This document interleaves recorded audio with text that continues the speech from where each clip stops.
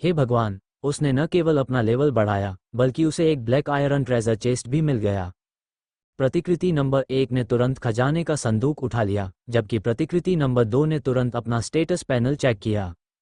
Jiang ये स्तर 10100, stamina 6.2, ऊर्जा 6.2, लड़ाई की क्षमता 54, उत्तरजीविता अंक 0, योग्यता मेहनत रंग लाती है एस, कौशल पूर्ण एकाग्रता ए, युद्ध मुद्रा ए। जैसा कि उम्मीद थी, उसकी सहनशक्ति और ऊर्जा में -1 अंक की वृद्धि हुई और उसकी युद्ध क्षमता बढ़कर 54 हो गई थी। इस स्तर की ताकत के साथ वह निस्संदेह अपार्टमेंट के शीर्ष खिलाड़ियों में से एक था। अधिक महत्वपूर्ण बात, जिस राक्षस को उसने अभी अभी मारा था वह लेवल 1 का शैडो रिन सरपेंट था। फिर भी उसने इसे लेवल 0 पर रहते हुए ही हटा दिया था। इससे ये साबित हो गया कि एस स्तरीय क्षमता कितनी अविश्वसनीय रूप से शक्तिशाली थी। जियांग ये ने अनुमान लगाया कि यांग वेंचाओ की क्षमता कम से कम एस स्तर की होनी चाहिए, शायद इससे भी अधिक। बेशक ये भी संभव था कि यांग वेंचाओ के पास कोई अन्य लाभ हो। जियांग ये ने झट से अपने विचारों को दूर किया और काले लोहे के खजाने का संदूक खोला। अंदर एक चांदी जैसी सफ़ेद अंगूठी थी। हमेशा की तरह उसने लिटिल बिंग से एक डिटेक्शन स्कैन करवाया। स्थानिक वलय स्तर 1, प्रभाव 1 घन मीटर भंडारण स्थान प्रदान करता है, जीवित प्राणियों को संग्रहित नहीं किया जा सकता है। अरे बाप रे, एक स्थानिक अंगूठी! ये सीधे तौर पर युद्ध क्षमता बढ़ाने वाला उपकरण तो नहीं था, लेकिन इससे उसके कार्यों में निश्चित रूप से अधिक सुविधा हो जाती। अब जब उसने इस बारे में सोचा, बाई रुओवान का पॉकेट स्पेस अब उतना खास नहीं लग रहा था।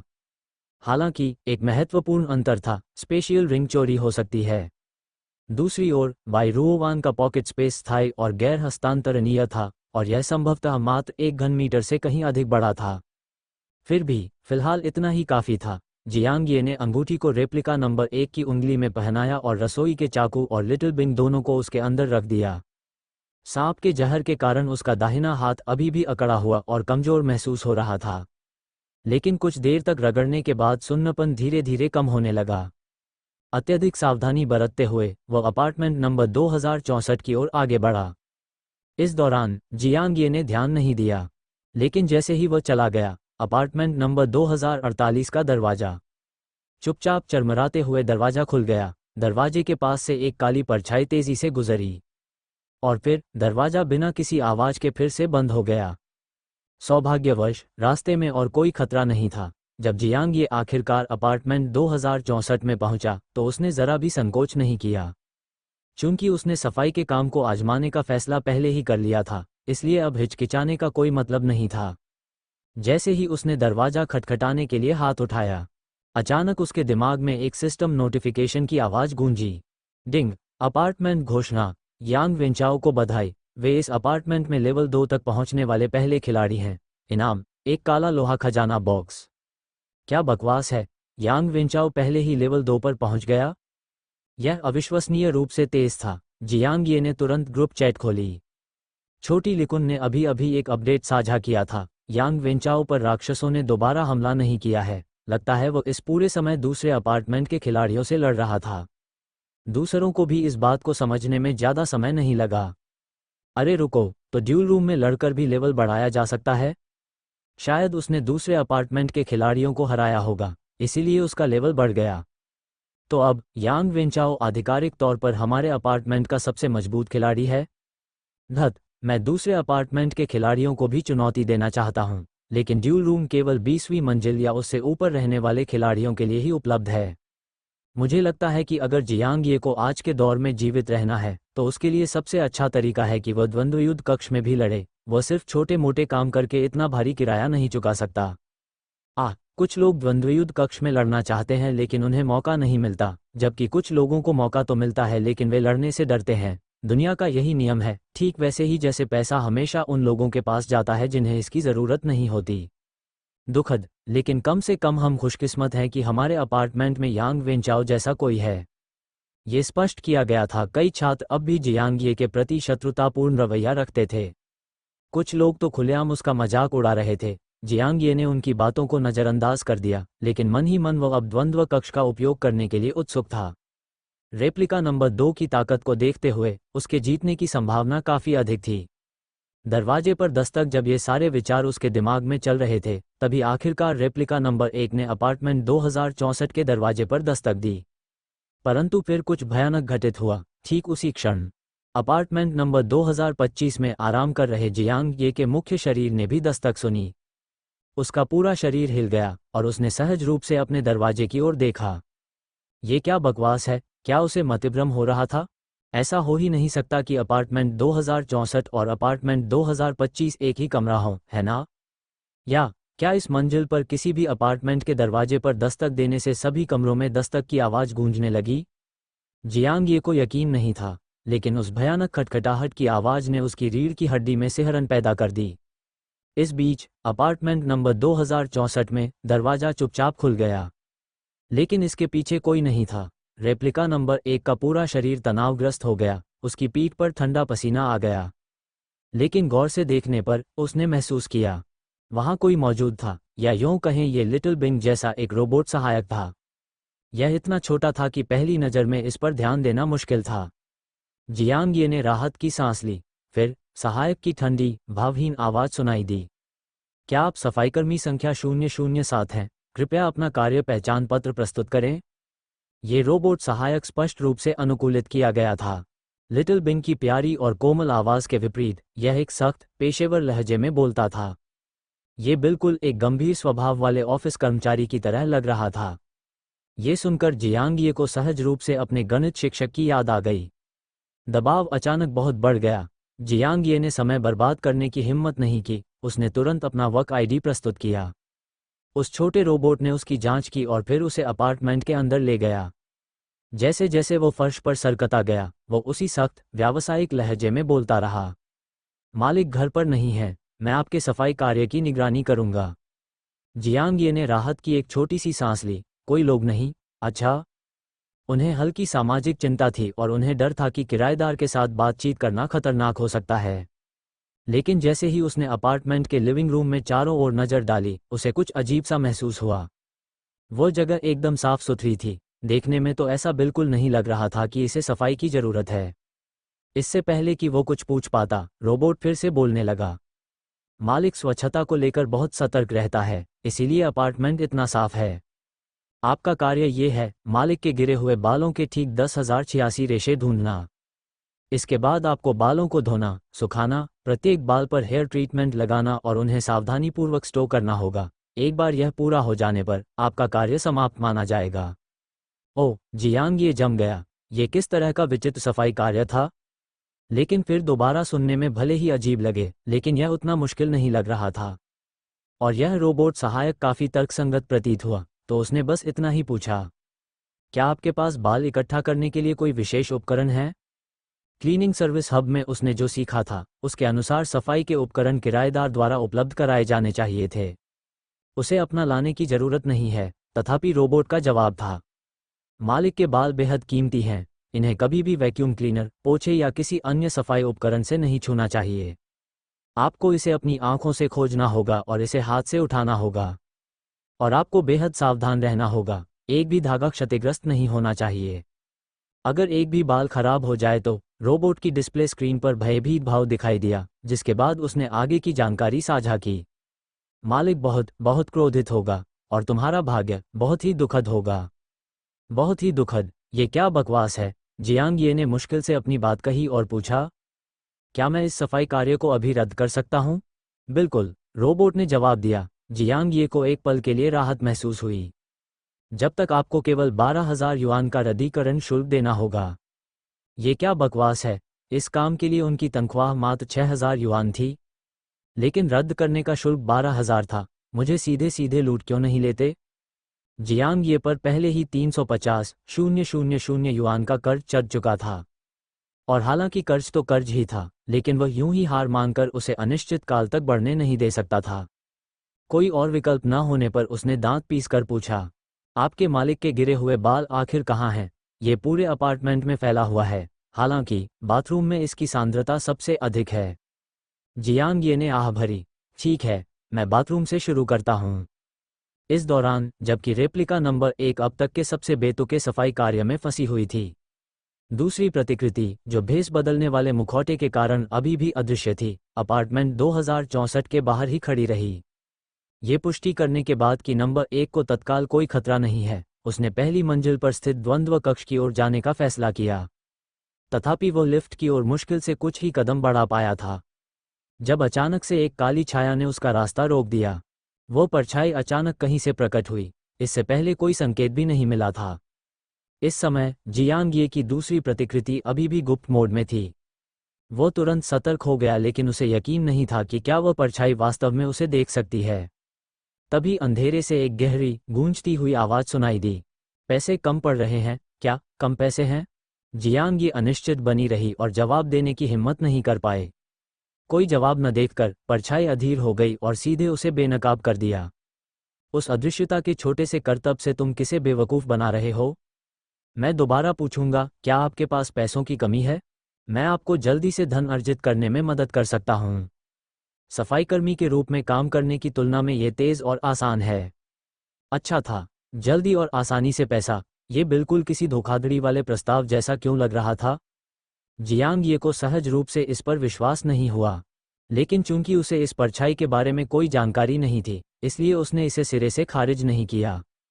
इसके बजाय उसने गहरी आवाज में पूछा, जल्दी पैसा कमाने के लिए मुझे वास्तव में क्या करना होगा? सरल। वह परछाई एक ऐसे प्राणी की तरह प्रतीत हो रही थी जो पूरी तरह से काले वस्त्र में लिपटा हुआ था। ऐसा लगा जैसे उसने हाथ उठाया हो। एक जैट का टोकन जियांग ये की ओर उड़कर आया। उसने उसे पकड़ लिया और परछाई की व्याख्या सुनते हुए उसका निरीक्षण किया। इसे पहने मारने से मिलने वाले सभी सर्वाइवल पॉइंट्स इसके अंदर जमा हो जाएंगे।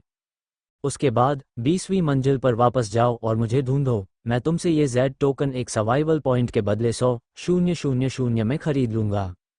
उदाहरण के लिए, यदि आप 5 सर्वाइवल पॉइंट्स एकत्र करते हैं तो आप उन्हें 500,000 के बदले एक्सचेंज कर सकते हैं। फुफकार। ये सुनकर जियांग ये चौंक गया। उस पर फिलहाल 350,000 का कर्ज था। इतनी रकम वो सिर्फ काम करके चुका नहीं सकता था, और इस परछाई के सौदे के अनुसार उसे केवल 4 लोगों को मारना था। वह न केवल अपना कर्ज चुका सकेगा, बल्कि उसके पास अतिरिक्त नकदी भी होगी। यह वाकई बहुत लुभावना था। जियांग ये को इस बात का गहरा संदेह था कि यांग वेंचाओ द्वारा लगातार की जा रही हत्याएं और अन्य छात्रों की तुलना में उसकी कहीं अधिक ताकत इस साय के साथ इसी तरह के सौदे के कारण थी। हालांकि जियांग ये की स्थिति यांग वेंचाओ की स्थिति से अलग थी। वो सर्वाइवल पॉइंट्स का उपयोग करके प्रतिकृतियां उत्पन्न कर सकता था। इस दर पर एक सर्वाइवल पॉइंट के बदले 100,000 पॉइंट प्राप्त करना बिल्कुल भी फायदेमंद नहीं था। और अपने स्वयं के निर्णय के अनुसार सर्वाइवल पॉइंट्स और सर्वाइवल स्टोन्स का वास्तविक मूल्य 100,000 से कहीं अधिक होना चाहिए। ये परछाई उससे कोई सौदा करती हुई प्रतीत हो रही थी, लेकिन असल में ये तो उसे धोखा देना था। इस दृष्टिकोण से परछाई को स्वयं हत्या करके सर्वाइवल पॉइंट्स अर्जित करने की संभावना नहीं थी, इसीलिए उसे खिलाड़ियों के साथ ये समझौते करने की जरूरत पड़ी। जियांग ये ने काफी देर तक सोचा। वह अंधाधुंध हत्या करने वाला व्यक्ति नहीं था, और न ही वह केवल सर्वाइवल पॉइंट्स के लिए हत्याएं करेगा। लेकिन अगर वाकई में उनके 350,000 के कर्ज को चुकाने का कोई तरीका नहीं था, तब इस छाया के साथ काम करना शायद एक रास्ता हो सकता है। इसलिए परछाई को सीधे तौर पर अस्वीकार करने के बजाय उसने पूछा, जब तक मेरे पास ये जेड टोकन है, मेरे द्वारा किए गए सभी हमलों से प्राप्त सर्वाइवल पॉइंट्स इसमें समाहित हो जाएंगे? परछाई ने जियांग ये के प्रश्न में छिपे अर्थ को समझ लिया और सिर हिलाते हुए समझाया, अगर आप सर्वाइवल पॉइंट्स अपने पास रखना चाहते हैं तो जेड टोकन को अपने अपार्टमेंट में छोड़ दें या इसे किसी स्थानिक वस्तु में स्टोर कर लें। हालांकि मैं आपको याद दिला दूं, इस अपार्टमेंट के अंदर सर्वाइवल पॉइंट्स बेकार हैं। अगर आप इस अपार्टमेंट से जिंदा नहीं निकल सकते तो दुनिया भर के सारे सर्वाइवल पॉइंट्स का कोई मतलब नहीं होगा। स्पष्ट रूप से ये जियांग ये को अपने सर्वाइवल पॉइंट्स को जेड टोकन में जमा करने और उन्हें नकदी में बदलने के लिए राजी करने का एक प्रयास था। जियांग ये ने कोई जवाब नहीं दिया। उसने जेड का टोकन एक तरफ रख दिया और परछाई से कहा, मैं इस बारे में ध्यान से सोचूंगा। जैसे ही उसने बोलना शुरू किया, उसके रास्ते में रुकावट बन रही परछाई मानो हवा में गायब हो गई। जियांग ये ने अपने आसपास का जायजा लिया, लेकिन धुंधली रोशनी में वह कुछ भी नहीं देख सका। कुछ देर सोचने के बाद वह तुरंत लाल रोशनी वाली लिफ्ट की ओर चल पड़ा। उसने भेस बदलने वाले मुखौटे का इस्तेमाल करके अपना रूप एक गंजे आदमी में बदल लिया और फिर लिफ्ट से पहली मंजिल पर उतर गया। पहली मंजिल की लॉबी में कई छात्र रिसेप्शन पर जमा हो गए थे। ऐसा लग रहा था कि वे सभी अपार्टमेंट प्रशासक से ऋण लेने की तैयारी कर रहे थे। जैसे ही जियांग ये, जो अब गंजे हो चुके थे, बाहर निकले, उन्होंने सबका ध्यान अपनी ओर खींच लिया। उनमें से कुछ तुरंत फुसफुसाने लगे, वो गंजा आदमी, क्या वो भेस बदला हुआ कोई सहपाठी है या फिर अपार्टमेंट का कोई असली निवासी? मुझे याद है कि कक्षा 1 की ली वेंजी के पास जासूसी जैसी क्षमता है, शायद वो इसका पता लगा सकती है। ली वेंजी किसी काम से ऊपर गई है, पता नहीं वो कब वापस आएगी। जब वो वापस आए तो हमें उससे द्वंद्व कक्ष की जांच करवानी चाहिए, शायद वो उस गंजे आदमी की असली पहचान उजागर कर सके। लेकिन अगर वो वास्तव में अपार्टमेंट का निवासी है और उस पर किसी तरह की पहचान करने की क्षमता का इस्तेमाल किया जाता है, तो क्या वो बेकाबू होकर हत्याएं करना शुरू नहीं कर देगा? मुझे इस पर संदेह है। अगर वह ऐसा करता भी है तो यांग वेंचाओ द्वंद्व कक्ष में है, वह यूं ही खड़ा होकर देखता नहीं रहेगा, है ना? छी, भूल जाओ। अगर यांग वेंचाओ इस अफरा तफरी का फायदा उठाकर ली वेंजी का शिकार न चुरा ले तो हम खुद को भाग्यशाली समझेंगे। छोड़ो, कोई बात नहीं, चाहे वह गंजा आदमी सहपाठी हो या निवासी, हमें बस इस मामले से दूर रहना चाहिए और अनावश्यक परेशानी से बचना चाहिए। काश मैं यांग वेंचाओ जितना ताकतवर होता। मैं ट्रेनिंग रूम का इस्तेमाल करने के लिए ये लोन ले रहा हूँ। उम्मीद है इससे मेरी सहनशक्ति और ऊर्जा बढ़ेगी। मुझे उम्मीद है कि मैं कोई कौशल हासिल कर पाऊंगा। जियांग ये ने उनकी बातों को पूरी तरह से नज़रअंदाज कर दिया। जैसे ही जियांग ये ने द्वंद्व कक्ष में कदम रखा, उसने एटीएम जैसी दिखने वाली मशीनों की कतारें देखीं। कुल मिलाकर 2 पंक्तियां थीं, जिनमें से प्रत्येक में 10 मशीनें थीं, कुल मिलाकर 20 द्वंद्व उपकरण। दरवाजे के सबसे पास बाईं ओर वाली मशीन पर हरी बत्ती जल रही थी, जिससे पता चलता है कि यांग वेंचाओ उसका इस्तेमाल कर रही थी। बाकी 19 मशीनें निष्क्रिय पड़ी थीं। इसके अलावा यांग वेंचाओ की मशीन के पास 2 छात्र खड़े थे, शियाओ लिकुन और वांग कियांग, वही 2 छात्र जो ग्रुप चैट में यांग वेंचाओ के बारे में सक्रिय रूप से अपडेट साझा कर रहे थे। गंजे सिर वाले जियांग ये को देखते ही उनकी आंखों में संदेह के भाव आ गए। लेकिन जियांग ये खुलेआम आगे बढ़ा और यांग वेंचाओ की मशीन पर एक नज़र डाली। उस एक नज़र से ही वो तुरंत समझ गया कि शियाओ लिकुन और वांग कियांग क्या देख रहे थे, क्योंकि एटीएम जैसी दिखने वाली उस बंद मशीन पर A4 साइज के कागज़ के आकार की एक डिस्प्ले स्क्रीन लगी हुई थी और उस स्क्रीन पर यांग वेंचाओ का द्वंद्व युद्ध लाइव प्रसारित हो रहा था। दृश्य में एक बास्केटबॉल कोर्ट के आकार का अखाड़ा दिखाया गया था। यांग वेंचाओ इस समय एक फुर्तीली महिला प्रतिद्वंद्वी के खिलाफ भयंकर लड़ाई में लगी हुई थी। वो संभवतः किसी दूसरे अपार्टमेंट की रहने वाली एक खिलाड़ी थी, जिसकी उम्र 20 के आसपास लग रही थी। संभवतः वो कॉलेज की छात्रा थी। हालांकि हो सकता है कि वो एक एथलीट रही हो या उसने मार्शल आर्ट का प्रशिक्षण लिया हो। यांग वेंचाओ के खिलाफ भी वो नुकसान में नहीं थी। ये देखकर जियांग ये थोड़ा हैरान रह गया। उसने मान लिया था कि यांग वेंचाओ की ताकत के साथ वह द्वंद्व युद्ध कक्ष में अजेय होगा, लेकिन अब ये स्पष्ट हो गया था कि अन्य अपार्टमेंट के शीर्ष खिलाड़ी भी कमजोर नहीं थे। सौभाग्यवश द्वंद्वयुद्ध कक्ष में जीत या हार का असर केवल धन पर पड़ता था, जीवन और मृत्यु पर नहीं। अगर कोई हार भी जाता है तो उसे केवल पैसों का नुकसान होगा, उसकी वास्तव में मृत्यु नहीं होगी। तो संक्षेप में, ये ड्यूल रूम एक वर्चुअल गेम की तरह था। जियांग ये कुछ देर तक एक तरफ खड़े होकर देखता रहा। ये देखकर कि जियांग ये यहाँ परेशानी पैदा करने नहीं आया था, शियाओ लिकुन और वांग कियांग धीरे धीरे निश्चिंत हो गए और यांग वेंचाओ की लड़ाई पर फिर से ध्यान केंद्रित करने लगे। जैसे जैसे यांग वेंचाओ पीछे छूटने लगी, वांग कियांग आह भरे बिना नहीं रह सकी। क्या यांग वेंचाओ ने इस मैच पर 100,000 का दाम नहीं लगाया था? अगर वह हार गया तो उसे फिर से शुरुआत करनी पड़ेगी। शियाओ लिकुन ने सिर हिलाया। वह कुछ नहीं कर सकता, इस बार उसका प्रतिद्वंदी बहुत ताकतवर है। वो लड़की शायद कम से कम स्तरीय क्षमता वाली है। साथ ही मुझे ऐसा लग रहा है कि यांग वेंचाओ का मुकाबला जिस प्रतिद्वंदी से होगा वो इस बात पर निर्भर करेगा कि वह कितना पैसा दांव पर लगाता है। दिन के इस समय जो कोई भी 100,000 का दांव लगाता है वह एक गंभीर खिलाड़ी ही होगा। वांग कियांग बड़बड़ाया, धिक्कार है, मैं तो 100 भी नहीं जुटा पा रहा हूँ और यहाँ यांग वेंचाओ 100,000 ऐसे हार रहा है जैसे कुछ हुआ ही नहीं। दूसरों से तुलना करना तो बस मुसीबत मोल लेना है। जियाओ लिकुन ने और भी गहरी आह भरी। अगर सचमुच दुनिया के हर इंसान को इन अपार्टमेंट्स में पहुंचा दिया जाए तो पिरामिड के सबसे ऊपरी पायदान पर बैठे लोग यांग वेंचाओ और इस लड़की से भी ज्यादा शक्तिशाली हो सकते हैं। आखिरकार इतनी विशाल आबादी के साथ कुछ ऐसे बेहद भाग्यशाली लोग जरूर होंगे जो हमारी कल्पना से परे हैं।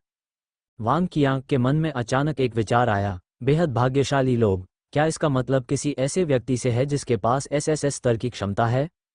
धत तेरे की, काश मेरे माता पिता के पास एसएसएस स्तर की क्षमताएं होती। ऐसा होता तो जब मैं उनसे दोबारा मिलता तो मैं तुरंत एक अमीर दूसरी पीढ़ी का बच्चा बन जाता। श्याओ लिकुन अवाक रह गया। लेकिन अगर इस बारे में सोचें तो अगर उनके माता पिता सचमुच शीर्ष स्तर के शक्तिशाली लोग बन जाते और वे फिर से मिलने के लिए काफ़ी समय तक जीवित रहने में कामयाब हो जाते, तो हाँ, वे सचमुच अमीर दूसरी पीढ़ी के बच्चे होंगे, है ना? ये तो वाकई एक रोमांचक विचार था। ठीक उसी समय जब वे दोनों विलासिता के अपने दिवास्वप्नों में खोए हुए थे, उनके दिमाग में अचानक एक सूचना गूंज उठी, डिंग। अपार्टमेंट संबंधी घोषणा, 8 निवासियों ने लेवल 1 प्राप्त कर लिया है। अपार्टमेंट रैंकिंग बोर्ड अब सक्रिय हो गया है। 1008 शुरुआती अपार्टमेंट रैंकिंग बोर्ड प्रथम स्थान यांग वेंचाओ स्तर 2, द्वितीय स्थान वांग लिंगलिंग स्तर 1, तीसरा स्थान झांग जिनटियान स्तर 1, चौथा स्थान गाओ चांग स्तर 1, पांचवां स्थान के झेंगफेई स्तर 1, छठा स्थान लू शेन स्तर 1, सातवां स्थान जियांग ये स्तर 1, आठवां स्थान जू युएवान स्तर 1। ये रैंकिंग बोर्ड, डेटा पैनल और चैट ग्रुप के साथ साथ तीसरा प्लेयर फीचर बन गया।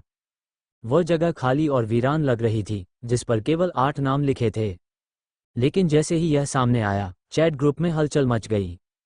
अरे बाप रे, ऐसा कैसे हो सकता है? पहले ही 8 लोग लेवल 1 पर पहुंच चुके हैं। गाओ चांग इतना ताकतवर है, फिर भी उसकी रैंकिंग सिर्फ चौथी है।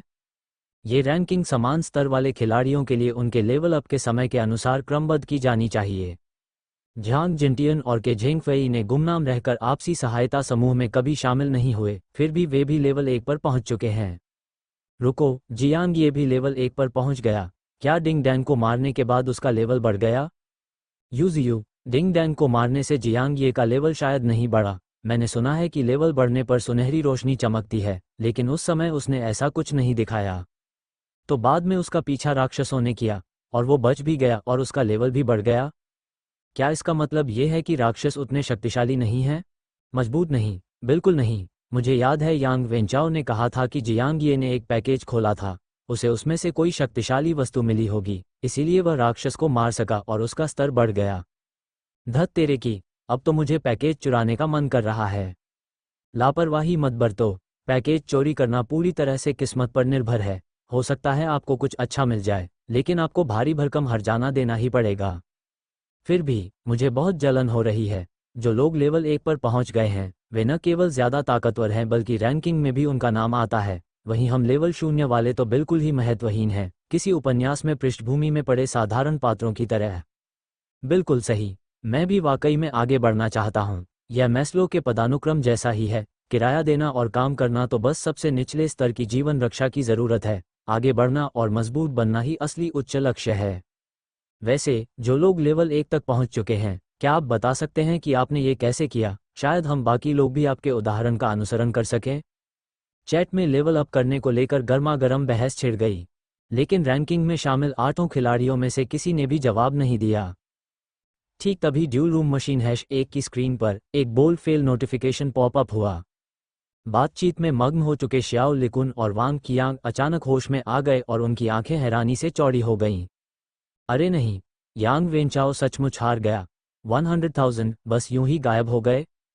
मुझे याद है कि 20वीं मंजिल पर एक कमरे का किराया सिर्फ 120,000 प्रति दिन है। वह सचमुच हद से ज़्यादा अमीर है। मुझे यकीन है कि यांग वेंचाओ 100,000 हारने के बाद बहुत ख़राब मूड में होगा। क्या हमें यहाँ से चले जाना चाहिए इससे पहले कि वह अपना गुस्सा हम पर निकाले? हाँ, चलो यहाँ से चलते हैं। बिना किसी झिझक के जियाओ लिकुन और वांग कियांग तेजी से द्वंद्व कक्ष से भाग गए। स्क्रीन पर फेल लिखा देखकर जियांग ये भी बेचैन महसूस कर रही थी। वो ड्यूल रूम का इस्तेमाल दूसरे अपार्टमेंट के मजबूत खिलाड़ियों से लड़ने के लिए करना चाहता था, लेकिन इसका इस्तेमाल करने के लिए पैसे लगते थे और इस समय उसके पास पैसा नहीं, कर्ज था। इसलिए द्वंद्व कक्ष से निकलने के बाद जियांग ये सीधे अपार्टमेंट प्रशासक के फ्रंट डेस्क की ओर चल पड़ा। कुछ छात्र अभी भी वहां जमा थे, घबराए हुए थे और उससे नजरें मिलाने से बच रहे थे। जियांग ये ने उनकी बात अनसुनी कर दी और सीधे प्रशासक से पूछा, मेरी ऋण सीमा कितनी है? जब उनके नंबर एक रेप्लिका ने पहले पूछा था तो प्रशासक ने उसकी सीमा 50,000 निर्धारित की थी। लेकिन अब ये सवाल नंबर 2 रेप्लिका के मन में था। प्रशासक ने भावहीनता से उसकी ओर देखा और उत्तर दिया 300,000। जैसे ही यह संख्या बोली गई, पास में मौजूद छात्र पूरी तरह से स्तब्ध रह गए। जब उन्होंने दोबारा जियांग की ओर देखा तो उनकी आंखों में सदमा और अविश्वास छा गया, मानो वे किसी भूत को देख रहे हों।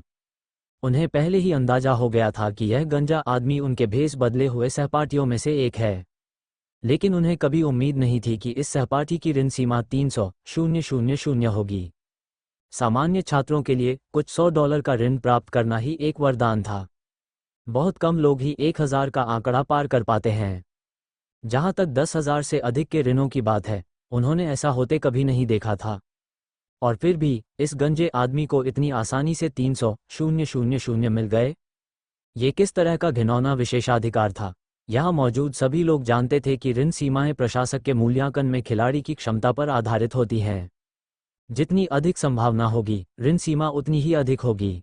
दूसरे शब्दों में कहें तो ये रहस्यमय गंजा सहपाठी बिल्कुल भी साधारण नहीं था। क्या वह झांग जिनतियान या के झेंगफेई हो सकते हैं, वे दो गुमनाम खिलाड़ी जिन्होंने रैंकिंग में जगह बनाई थी? छात्रों ने जियांग की असली पहचान के बारे में तरह तरह के मंगड़ंत सिद्धांत पेश करना शुरू कर दिया। इसी बीच जियांग ने शांत भाव से ऋण की ब्याज दरों के बारे में पूछताछ की। अंत में उसने केवल 500 के ऋण के लिए आवेदन किया और आधी रात को अगले रीसेट तक 600 चुकाने पर सहमति व्यक्त की। जैसे ही उसने लोन वाउचर लिया और ड्यूल रूम में लौटने की तैयारी करने लगा, चैट ग्रुप में अचानक फिर से हलचल मच गई। कारण, कुछ छात्र अपने अपार्टमेंट के खिलाड़ियों की ताकत के बारे में शेख ही बघाड़ने लगे थे और ये दावा कर रहे थे कि इतने कम समय में 8 लेवल 1 के खिलाड़ी होना एक प्रभावशाली उपलब्धि थी। जैसे जैसे अधिक छात्र उत्साहपूर्वक रैंकिंग बोर्ड के शीर्ष खिलाड़ियों की प्रशंसा करने लगे, यांग वेंचाओ, जिसने अभी अभी 100,000 गंवाए थे, ने अचानक उनकी सारी खुशी पर पानी फेर दिया। सिर्फ कुछ ही लेवल 1 के खिलाड़ी हैं और तुम लोग अभी से घमंड करने लगे हो। तुम्हें बिल्कुल भी अंदाजा नहीं है कि तुम कितने छोटे हो। मैं शायद हमारे अपार्टमेंट में सबसे ताकतवर हूँ, लेकिन द्वंद्वयुद्ध कक्ष में मुझे अन्य अपार्टमेंट से आए खिलाड़ी हर जगह मिले, मुझसे अधिक शक्तिशाली, मेरे बराबर, या सीधे सीधे राक्षस। मुझसे कम शक्तिशाली या शायद मुझसे भी अधिक शक्तिशाली अनगिनत खिलाड़ी मौजूद हैं। अगर आप सब इसी तरह भोले भाले और लापरवाह बने रहे और जरा भी गंभीरता नहीं दिखाए तो आप निश्चित रूप से बलि का बकरा बन जाएंगे। आप तो शुरुआती अपार्टमेंट की परीक्षा भी पास नहीं कर पाएंगे। अगर किसी अन्य छात्र ने ऐसा कहा होता तो शायद उसका मजाक उड़ाया जाता और उसे स्कूल से निकाल दिया जाता, लेकिन यांग वेंचाओ की ओर से आने पर इसका बहुत बड़ा प्रभाव पड़ा। कई छात्रों ने तुरंत ही दबाव महसूस किया। चैट में उत्साह का माहौल धीरे धीरे चिंता में बदल गया। यांग वेंचाओ अचानक फिर बोले, ड्यूल रूम में जुआ खेलने के बाद मुझे एक बात समझ में आई है, अगर आप काफ़ी मजबूत हैं तो पैसा कमाना बेहद आसान है। आप एक ही लड़ाई में आसानी से 80,000 से 100,000 तक जीत सकते हैं। बेशक ये तभी संभव है जब आप जीत सकें, और मैंने एक ही मैच में 100,000 गंवा दिए। पूरा चैट ग्रुप सन्नाटे में डूब गया, फिर सदमे से फट पड़ा। उनके पास 10 दिन के किराए के लिए भी 100,000 रुपये नहीं थे, फिर भी यांग वेंचाओ ने एक ही लड़ाई में इतना पैसा गंवा दिया। क्या बकवास है। शीर्ष खिलाड़ियों और उनके बीच का अंतर बहुत ही बड़ा था। वे चाहे जिस भी तरह के वातावरण में हों, समाज के शीर्ष पर बैठे लोग हमेशा आम लोगों को पीछे छोड़ देते थे। छात्र अभी भी सदमे से उबर ही रहे थे कि यांग वेंचाओ ने आगे कहा, 100,000 कुछ भी नहीं है। अगर मैं और मजबूत हो जाऊं तो मैं इसे पल भर में वापस जीत लूंगा। इसलिए मैं तीसरी मंजिल के गलियारे की गहराइयों का पता लगाने और साथ मिलकर आगे बढ़ने की कोशिश करने के लिए एक टीम बनाने की योजना बना रहा हूं। चैट ग्रुप में तुरंत ही हलचल मच गई। अरे वाह, टीम लेवलिंग, ये तो कमाल है। मैं तो लेवल अप करने के लिए बेताब था, और हमें एक शीर्ष खिलाड़ी के नेतृत्व में आगे बढ़ने का मौका मिल रहा है। ये तो अविश्वसनीय है। धत तेरे की, भाई चाओ तो एक महान हस्ती हैं। आज से अगर किसी ने भी उनके बारे में कुछ भी बुरा भला कहने की हिम्मत की तो मैं, जू काइशुआन, खुद उनसे लड़ूंगा। भाई चाओ सबसे बेहतरीन है। मैं अभी सब कुछ छोड़कर उनकी टीम में शामिल होने जा रहा हूं। स्पष्टतः रैंकिंग बोर्ड के सामने आने के बाद रैंक बढ़ाने की इच्छा अपने चरम पर पहुंच गई थी। यांग वेंचाओ के मुंह से टीम लेवलिंग की बात सुनकर सभी बेहद उत्साहित हो गए। यह एक शक्तिशाली सहयोगी को अपने साथ जोड़ने का एकदम सही मौका था। हालांकि यांग वेंचाओ ने तुरंत एक और संदेश भेजा, गलियारे की गहराई में खोजबीन करना खतरनाक होगा, भले ही आप टीम में हों। मुझे ऐसे लोग चाहिए जो लड़ सकें और जोखिम उठा सकें, न कि ऐसे निकम्मे लोग जो मुफ्त का फायदा उठाना चाहते हों। इसलिए यदि आपकी युद्ध क्षमता 20 से कम है तो आने की कोई आवश्यकता नहीं है। यदि आपकी युद्ध क्षमता 20 से अधिक है और आप तेजी से लेवल बढ़ाना चाहते हैं तो 10 मिनट में तीसरी मंजिल पर स्थित लिफ्ट में मुझसे मिलें। उनके निर्णायक बयान ने पल भर में माहौल बदल दिया। कम युद्ध क्षमता वाले छात्र निराशा में रोने लगे, यह महसूस करते हुए कि वे व्यर्थ ही उत्साहित हो गए थे। लेकिन जिनकी युद्ध शक्ति 20 से अधिक है, उनकी संख्या बहुत कम थी। वे हिचकिचाए। एक तरफ पदोन्नति एक बहुत बड़ा अवसर था, दूसरी ओर यांग वेंचाओ ने पहले भी लोगों को मारा था। उनका क्रूर और अप्रत्याशित स्वभाव सर्वविदित था। क्या होगा अगर उसने अपने साथियों को ही मार डाला? हालांकि यांग वेंचाओ जैसे शक्तिशाली व्यक्ति के साथ मिलकर काम करने से गलियारे की खोज करना कहीं अधिक सुरक्षित हो जाएगा। इसके फायदे और नुकसान स्पष्ट थे, लेकिन इससे फैसला लेना और भी मुश्किल हो गया। जियांग ये भी हिचकिचाया, क्या उसे पहले टीम में शामिल होना चाहिए, अपना लेवल बढ़ाना चाहिए और फिर ड्यूल रूम में जाना चाहिए, या फिर क्या उसे सीधे द्वंद्व कक्ष में जाना चाहिए, पैसे कमाना चाहिए और किनारे से देखना चाहिए कि गलियारे की खोज कैसे आगे बढ़ती है? जियांग ये ने एक पल के लिए संकोच किया और फिर निर्णायक रूप से अपना 500 का ऋण लिया और द्वंद्व कक्ष की ओर चल पड़ा। आखिरकार वो अभी भी एक गंजे चाचा के वेश में था। अगर वह समतलीकरण के लिए किसी बड़ी टीम में शामिल होता तो उससे निश्चित रूप से पूछताछ की जाती। अगर वह अपना भेष उतारकर असली रूप में भी शामिल हो जाए तब भी यह एक बुरा विचार होगा। इससे पहले उन्होंने नंबर 1 रेप्लिका का उपयोग करके अपना डेटा पैनल प्रदर्शित किया था, जिसने उनकी क्षमता को सी टियर गोल्ड एलिमेंट एफिनिटी के रूप में दिखाया था। लेकिन अगर टीम को उससे अपना पैनल दोबारा दिखाने की आवश्यकता होती है और अचानक उसमें एस स्तरीय क्षमता कड़ी मेहनत रंग लाती है का पता चलता है तो इससे बहुत सारे संदेह पैदा हो जाएंगे। इसलिए बड़े समूहों से बचना और पहले द्वंद्व कक्ष की जांच करना अधिक सुरक्षित था।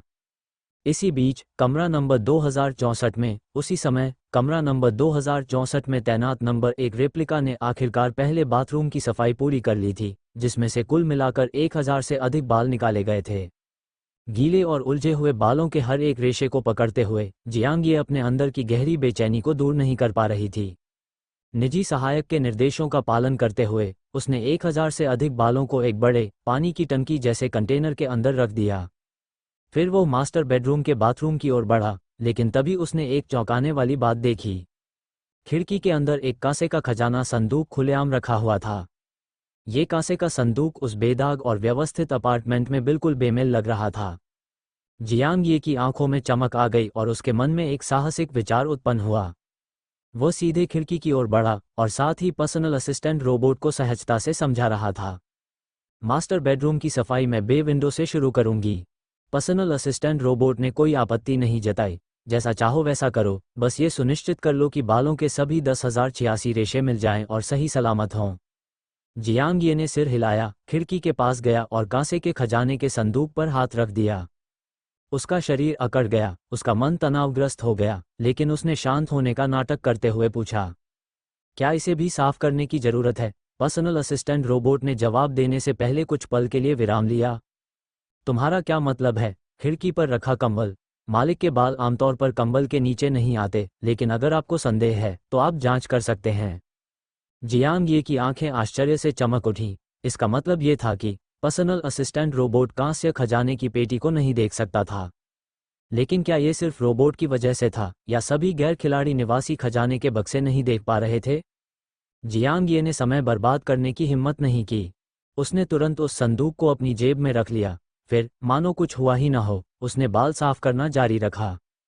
वापस द्वंद्व कक्ष में नंबर 2 रेप्लिका को नंबर 1 रेप्लिका के लूटे हुए माल का आभास होते ही तुरंत बेहतर महसूस हुआ। वो ये सोचते हुए ड्यूल मशीन #2 में दाखिल हुआ। इस कमरे में केवल 20 ड्यूल मशीनें हैं, लेकिन अगर एक दिन मेरे पास 20 रेप्लिका हों, क्या इसका मतलब यह नहीं होगा कि मैं खुद ही उन सभी 20 मशीनों का इस्तेमाल कर सकता हूं? हा, इस विचार मात्र से ही वो उत्साहित हो गया। लेकिन शुरुआती चरण में केवल 10 दिन होने के कारण ये संभावना नहीं थी कि वह एक साथ 20 प्रतिकृतियों को नियंत्रित कर पाएगा। जियांग ये ने अपने विचारों को स्पष्ट किया और ड्यूल मशीन #2 पर ध्यान केंद्रित किया। यह मशीन एटीएम जैसी दिखती थी और इसके अंदर कदम रखना बिल्कुल एटीएम से नकदी निकालने जैसा अनुभव था। जैसे ही वो अंदर दाखिल हुआ, दरवाज़ा अपने आप बंद हो गया और वह पूरी तरह से अंदर फंस गया।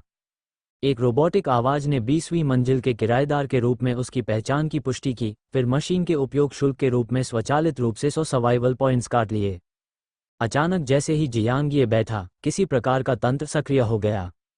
एक अत्याधुनिक हेलमेट उसके सिर पर उतारा गया। पल भर में उसकी चेतना धुंधली पड़ गई और उसे ऐसा लगा जैसे वह किसी सपने में गिर रहा हो, जब तक कि वह एक बिल्कुल नए स्थान पर नहीं पहुंच गया। एक नई दुनिया, युद्ध देवता का युद्ध क्षेत्र। वह जगह बहुत विशाल थी, किसी अपार्टमेंट कॉम्प्लेक्स की लॉबी जैसी दिखती थी। जिधर भी उसने देखा, चारों ओर लोग ही लोग थे, युवा, बूढ़े, पुरुष, महिलाएं, सभी डूम्सडे अपार्टमेंट के खिलाड़ी थे।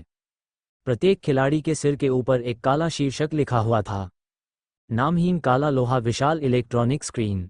हॉल के उत्तरी छोर पर सबसे अधिक भीड़ जमा थी। उनके पीछे एक विशाल इलेक्ट्रॉनिक स्क्रीन खड़ी थी जिस पर प्रदर्शित हो रहा था, युद्ध देवता रैंकिंग प्रथम स्थान लिन जिंग, जिद्दी कांस्य पदक 100%। द्वितीय स्थान जियांग वेनहान, जिद्दी कांस्य पदक 100%। तीसरा स्थान शाबो, जिद्दी कांस्य पदक 100%। चौथा स्थान ली जुनकी, जिद्दी कांस्य पदक 100%। पांचवां स्थान वांग चेंगजिन, जिद्दी कांस्य पदक 100%। छठा स्थान केपेंग, जिद्दी कांस्य पदक 92.3%। पूरी लीडरबोर्ड जिद्दी कांस्य खिलाड़ियों से भरी हुई थी। इस बीच जियांग ये समेत पहली मंजिल के हॉल में मौजूद सभी लोगों को नामहीन काला लोहा की उपाधि प्राप्त थी। ये स्पष्ट किया गया था, नामहीन काला लोहा जिद्दी कांस्य से निचले स्तर का रैंक था, और जो लोग वॉर गॉड रैंकिंग में जगह बनाने में कामयाब हुए, वे वाकई में सर्वश्रेष्ठ खिलाड़ियों में से थे, खिलाड़ियों के बीच के असली धुरंधर। युद्ध देवता रैंकिंग में 100 नाम प्रदर्शित किए गए। जिद्दी कांस्य का लेबल एक उपाधि प्रतीत होता था, जबकि प्रतिशत संख्या संभवतः उनकी युद्ध जीत दर को दर्शाती थी। जियांग ये ने पूरी सूची को ऊपर से नीचे तक पढ़ा, लेकिन उसे यांग वेंचाओ का नाम कहीं भी नहीं मिला, जिसका मतलब था यहाँ तक कि यांग वेंचाओ, जो उनके अपार्टमेंट में सबसे ताकतवर लोगों में से एक थी, वह भी इस सूची में जगह बनाने के लिए काफ़ी अच्छी नहीं थी। इसमें कोई आश्चर्य नहीं कि उसने चैट ग्रुप को चेतावनी दी थी कि अन्य अपार्टमेंट शक्तिशाली खिलाड़ियों से भरे हुए हैं। ये रैंक वाले खिलाड़ी कितने मजबूत थे। जब जियांग ये विचारों में डूबा हुआ था, तभी उसके बगल में बैठा एक हट्टा कट्टा गंजा आदमी अचानक बातचीत शुरू करने लगा। भाई, क्या तुम पहली बार ड्यूल रूम में आए हो? क्या आप यहाँ सिर्फ चीज़ों का जायजा लेने आए हैं या किसी से लड़ने के इरादे से आए हैं? जियांग ये एक पल के लिए हिचकिचाई, लेकिन उसने बातचीत से इनकार नहीं किया। मैं तो बस देखने आया था, उसने स्वीकार किया। जहाँ तक लड़ने की बात है, मैं इतना कमज़ोर हूँ कि मेरा कोई चांस ही नहीं है। वैसे यहाँ द्वंद्वयुद्ध कैसे होता है? अरे वाह, ये तो बहुत आसान है, गंजे आदमी ने मुस्कुराते हुए कहा। जियांग ये के अपनी कमज़ोरी स्वीकार करने के बाद उसका लहजा और भी दोस्ताना हो गया। ये पूरा ड्यूल रूम वास्तव में कई अपार्टमेंटों को जोड़ने वाला एक विशाल आभासी स्थान है, बिल्कुल पुराने जमाने के ऑनलाइन गेम की तरह। इसकी संरचना हमारी अपार्टमेंट बिल्डिंग के समान है, जिसमें अलग अलग मंजिलें हैं। नए खिलाड़ी पहली मंजिल के हॉल में शुरुआत करते हैं, जहां हम युद्ध देवता रैंकिंग की प्रशंसा कर सकते हैं और उन राक्षसों को देखकर आश्चर्यचकित हो सकते हैं जिन तक हम कभी नहीं पहुंच पाएंगे। दूसरी मंजिल पर ही असल में मैचमेकिंग की प्रतियोगिताएं होती हैं। अगर आप अतिरिक्त पैसे देने को तैयार हैं, तो आप दूसरों की लड़ाई भी देख सकते हैं। तीसरी मंजिल की बात करें तो केवल वही लोग प्रवेश कर सकते हैं जिन्होंने जिद्दी कांस्य की उपाधि प्राप्त की हो। तो हम जैसे आम लोगों के लिए फिलहाल हम सिर्फ पहली और दूसरी मंजिल तक ही जा सकते हैं। जियांग ये ने सिर हिलाया और हॉल में चारों ओर नज़र घुमाई। इसमें कोई आश्चर्य नहीं कि यहाँ सभी खिलाड़ियों के पास नामहीन ब्लैक आयरन की उपाधि है। इस पहली मंजिल की लॉबी में मेरे जैसे ही नए लोग भरे होंगे जो अभी अभी ड्यूल रूम में दाखिल हुए हैं, है ना? गंजे आदमी की आंखें झपकी और उसने मन ही मन उपहास किया। बिल्कुल नहीं, यहाँ सिर्फ नौसिखिए ही नहीं हैं, यहाँ कई अनुभवी लोग भी हैं जो नए लोगों को ठगने में माहिर हैं। लेकिन स्वाभाविक रूप से वह ये बात खुलकर नहीं कहेगा। इसके बजाय वह खुशी से हंसा और सिर हिलाया। हाँ, लगभग ऐसा ही है। फिर मानो जियांग ये को आश्वस्त करने के लिए उन्होंने आगे कहा, भाई, तुमने अभी अभी कहा कि तुम किसी को चुनौती देने के लिए बहुत कमज़ोर हो। लेकिन सच कहूँ तो इस पहली मंजिल की लॉबी में मौजूद ज़्यादातर नए लोग भी उतने मजबूत नहीं हैं।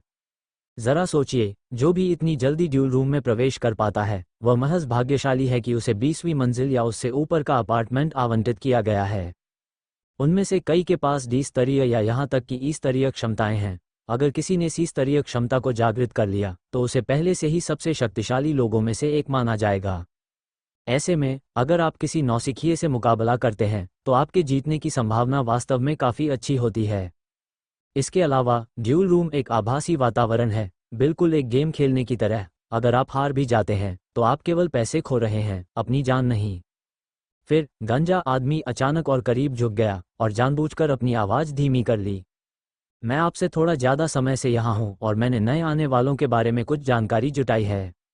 अगर आप द्वंद्वयुद्ध में भाग लेने के इच्छुक हैं तो मैं आपको एक परीक्षण मैच के लिए एक आसान प्रतिद्वंद्वी से मिलवा सकता हूँ। गंजे व्यक्ति को देखकर ऐसा लग रहा था मानो वो एक दयालु, सीधा साधा और अच्छा इंसान हो। लेकिन जियांग ये बेवकूफ़ नहीं था। उनके स्कूल में धोखाधड़ी की रोकथाम पर व्याख्यान भी आयोजित किए गए थे।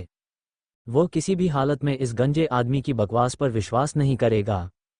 फिर भी उसने उसे सीधे तौर पर अस्वीकार नहीं किया। इसके बजाय उसने एक जिज्ञासु भाव धारण किया और पूछा, तो ड्यूल रूम का सिस्टम, क्या ये रैंडम मैचमेकिंग नहीं है? क्या आप वास्तव में अपना प्रतिद्वंद्वी खुद चुन सकते हैं? गंजे आदमी ने मुस्कुराते हुए समझाया, ड्यूल रूम में मैचमेकिंग मोड और चैलेंज मोड दोनों मौजूद हैं। लेकिन मैचमेकिंग मोड में, भले ही इसे यादृच्छिक कहा जाता है, सिस्टम वास्तव में आपको एक ऐसे प्रतिद्वंद्वी के साथ जोड़ता है जिसकी युद्ध शक्ति लगभग आपकी ही होती है। ऐसे में आपके जीतने की संभावना लगभग 50-50 है। अगर आप कुछ जीतते हैं और कुछ हारते हैं तो पैसा कमाना मुश्किल है। अगर आप बदकिस्मत हैं तो आप पैसा गंवा भी सकते हैं। लेकिन चैलेंज मोड में आप एक कमजोर प्रतिद्वंद्वी चुन सकते हैं। इस तरह आपके जीतने की संभावना काफ़ी बढ़ जाती है। ये सुनकर जियांग ये को लगा कि कुछ गड़बड़ है। अगर हर कोई सिर्फ कमजोर विरोधियों को ही चुनौती देगा तो क्या कमजोर खिलाड़ी जल्द ही दिवालिया नहीं हो जाएंगे और ड्यूल रूम में आना बंद नहीं कर देंगे? गंजे आदमी ने खिलखिलाकर हंसते हुए सिर हिलाया, बिल्कुल नहीं। ड्यूल रूम निष्पक्ष है। चैलेंज मोड में मैच शुरू होने से पहले दोनों पक्षों को सहमत होना पड़ता है। यदि कोई मजबूत खिलाड़ी किसी कमजोर खिलाड़ी को चुनौती देता है तो कमजोर खिलाड़ी पूरी तरह से मना कर सकता है। लेकिन हम जैसे नवागंतुक सभी शुरुआत में नामहीन ब्लैक आयरन के रूप में होते हैं, मूल रूप से कोई नहीं। केवल बाहरी दिखावट देखकर यह नहीं बताया जा सकता कि कौन मजबूत है और कौन कमजोर। इसलिए चैलेंज मोड में आपको अक्सर ऐसे मैच मिलते हैं जहां एक टीम दूसरी टीम से कहीं ज़्यादा मजबूत होती है। मजबूत पक्ष के लिए यह एक सस्ते सौदे जैसा है। और मेरा मतलब यह है कि मैं आपको सस्ते सौदे ढूंढने में मदद कर सकता हूं। विरोधी एक लड़की है, बेहद कमजोर और हद से ज़्यादा भोली। उसे बेवकूफ़ बनाना बहुत आसान है। मैंने पहले भी कमजोर होने का नाटक किया और उसे चुनौती दी, आसानी से जीत गई। अगर उसे पहले से ही यह पता न होता कि वह मुझे हरा नहीं सकती और मेरी चुनौतियों को सिरे से खारिज न करती तो मैं उसे किसी और के हवाले नहीं करता। उस गंजे आदमी का तर्क एक तरह से कुछ हद तक समझ में आता था। जियांग ये ने एक पल सोचा, फिर जानबूझकर दुविधाग्रस्त और दोषी भाव प्रदर्शित किया। लेकिन उसने मेरे साथ कभी कुछ गलत नहीं किया। अगर मैं उसे धोखा देने के लिए हर संभव कोशिश करूं तो क्या ये गलत नहीं होगा? जैसे ही उसने ये कहा, गंजा आदमी स्पष्ट रूप से जम गया। वो काफी देर तक जियांग ये को घूरता रहा, मानो हिचकिचा रहा हो। लेकिन जल्द ही उसने अपनी भावनाओं को दबा लिया और जानबूझकर सदमे में अपनी आंखें चौड़ी कर लीं। अरे यार, मुझे ये मत बताओ कि तुम इतने भोले हो। जब आपको अपार्टमेंट में टेलीपोर्ट किया गया तो क्या आपने सिस्टम को प्रलय का अपार्टमेंट कहते हुए नहीं सुना? ये तो प्रलय है। क्या तुम सच में अभी भी किसी संत की तरह नैतिक नियमों का पालन करने की कोशिश कर रहे हो? मुख्य बात यह है कि भले ही आप दूसरों को धोखा न दें, दूसरे आपको धोखा दे देंगे। इसके अलावा इस तरह की प्रलय जैसी स्थिति में मुझे लगता है कि हमारे नैतिक मानदंड थोड़े कम होने चाहिए। उस नज़रिए से देखें तो ये धोखाधड़ी भी नहीं है, इसे तो सबक सिखाना कहते हैं। मेरा मतलब है, ड्यूल रूम में किसी की मौत तो नहीं हो रही है। अगर हम किसी को एक बार धोखा दे भी दें तो कम से कम उसे सबक तो मिलेगा। अगर इसे दूसरे तरीके से देखें तो हम वास्तव में यहाँ एक अच्छा काम कर रहे हैं। बेशक अगर आपका ज़मीर आपको ऐसा करने की इजाज़त नहीं देता तो मैं आपको मजबूर नहीं करूँगा। बस इतना समझ लीजिए कि हम बातें कर रहे थे और हमें एक नया दोस्त मिल गया। लेकिन भाई, चूंकि तुम यहाँ ड्यूल रूम में हो, इसका मतलब है कि तुम 20वीं मंजिल या उससे ऊपर रहते हो। तुम्हारा दैनिक किराया 1 लाख से अधिक होगा, है ना? मुझे पक्का नहीं पता कि मैं कल तुमसे मिल भी पाऊंगा या नहीं। वैसे हम दोनों गंजे हैं, ये तो एक तरह की नियति ही है ना? कितना अफसोस है। आह। गंजे आदमी के खेत भरे लहजे से ऐसा लग रहा था मानो जियांग ये किराया न चुका पाने के कारण पहले ही मर चुका हो। जियांग ये को ठीक से पता था कि यह आदमी क्या कर रहा था, किराए को लेकर उस पर दबाव बनाने की कोशिश कर रहा था। ये बिल्कुल उन धोखाधड़ी के मामलों जैसा था जिनमें लोग आसानी से पैसा कमाने का वादा करके उन्हें फंसा लेते हैं। उस गंजे आदमी ने जिस लड़की का जिक्र किया था वो संभवतः उसकी साथी थी। उन्होंने शायद ये सोचा होगा कि जियांग ये मजबूत नहीं है और उसे धोखा देने के लिए मिलकर काम करना चाहते थे।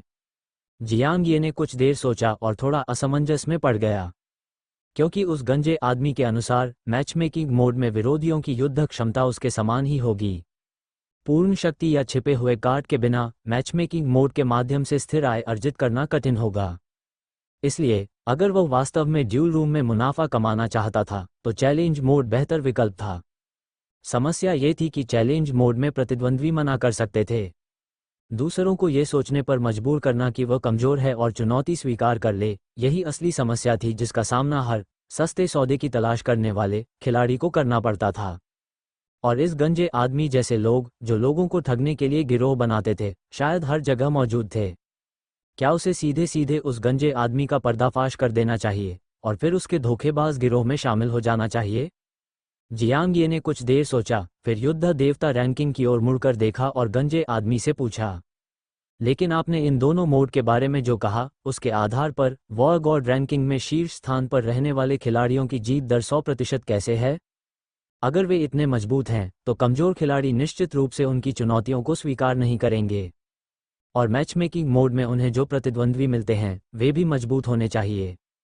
ऐसे में क्या एकदम सही जीत दर बनाए रखना असंभव नहीं होना चाहिए? इस सवाल का जवाब दरअसल काफी सरल था। उस गंजे आदमी ने अभी अभी बताया था कि मैचमेकिंग मोड खिलाड़ियों को उनकी युद्ध क्षमता के आधार पर एक दूसरे के साथ जोड़ता है, और किसी खिलाड़ी की युद्ध शक्ति का मूल्य उसके गुणों, क्षमताओं और कौशल द्वारा निर्धारित होता है, लेकिन उनकी वस्तुओं को इसमें शामिल नहीं किया गया है। इसका मतलब ये था कि समान युद्ध शक्ति मूल्य वाले दो खिलाड़ियों के बीच भी बहुत बड़ा अंतर हो सकता था। यदि एक के पास शक्तिशाली वस्तुएं होती तो वह दूसरे को पूरी तरह से कुचल सकता था। कुछ मैच देखने के बाद आपको ये बात जरूर पता चल जाएगी, और यही कारण था कि वॉर गॉड रैंकिंग में शीर्ष स्थान पर रहने वाले खिलाड़ी 100% जीत दर बनाए रखने में सक्षम थे। जियांग ये अभी अभी द्वंद्व कक्ष में पहुंचा था, इसलिए अगर उसे पता नहीं था तो ये स्वाभाविक था। बेशक गंजे आदमी को इस रहस्य की पूरी जानकारी थी, लेकिन उसका उसे बताने का कोई इरादा नहीं था।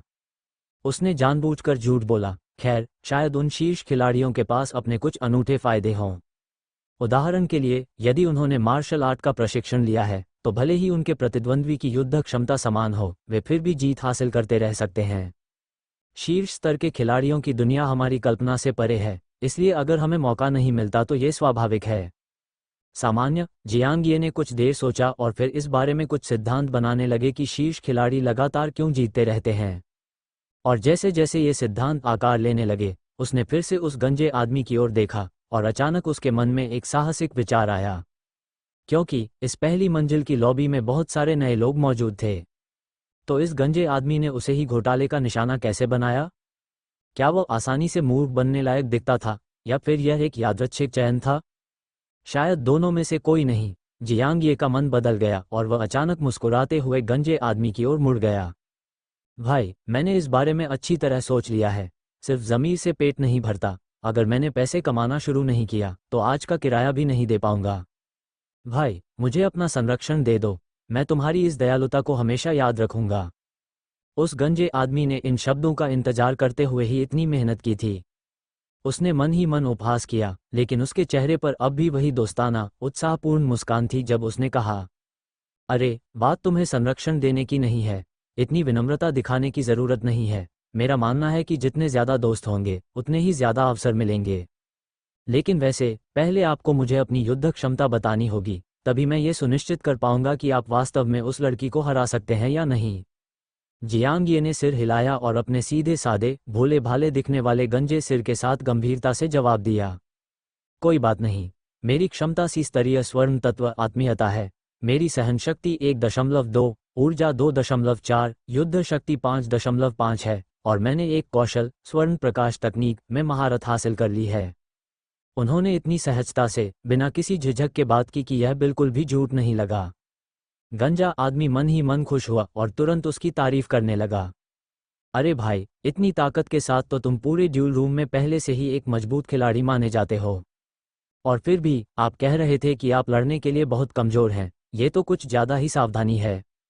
जियांग ये ने उलझन भरा चेहरा बनाते हुए अपने ईमानदार लहजे में बात जारी रखी। क्या मैं सचमुच मजबूत हूँ? मुझे कोई अंदाजा नहीं है। प्रलय से पहले मैं बस एक घर में बंद रहने वाला मोटा और आलसी इंसान था। कभी व्यायाम नहीं करता था, कभी मुर्गी भी नहीं मारता था।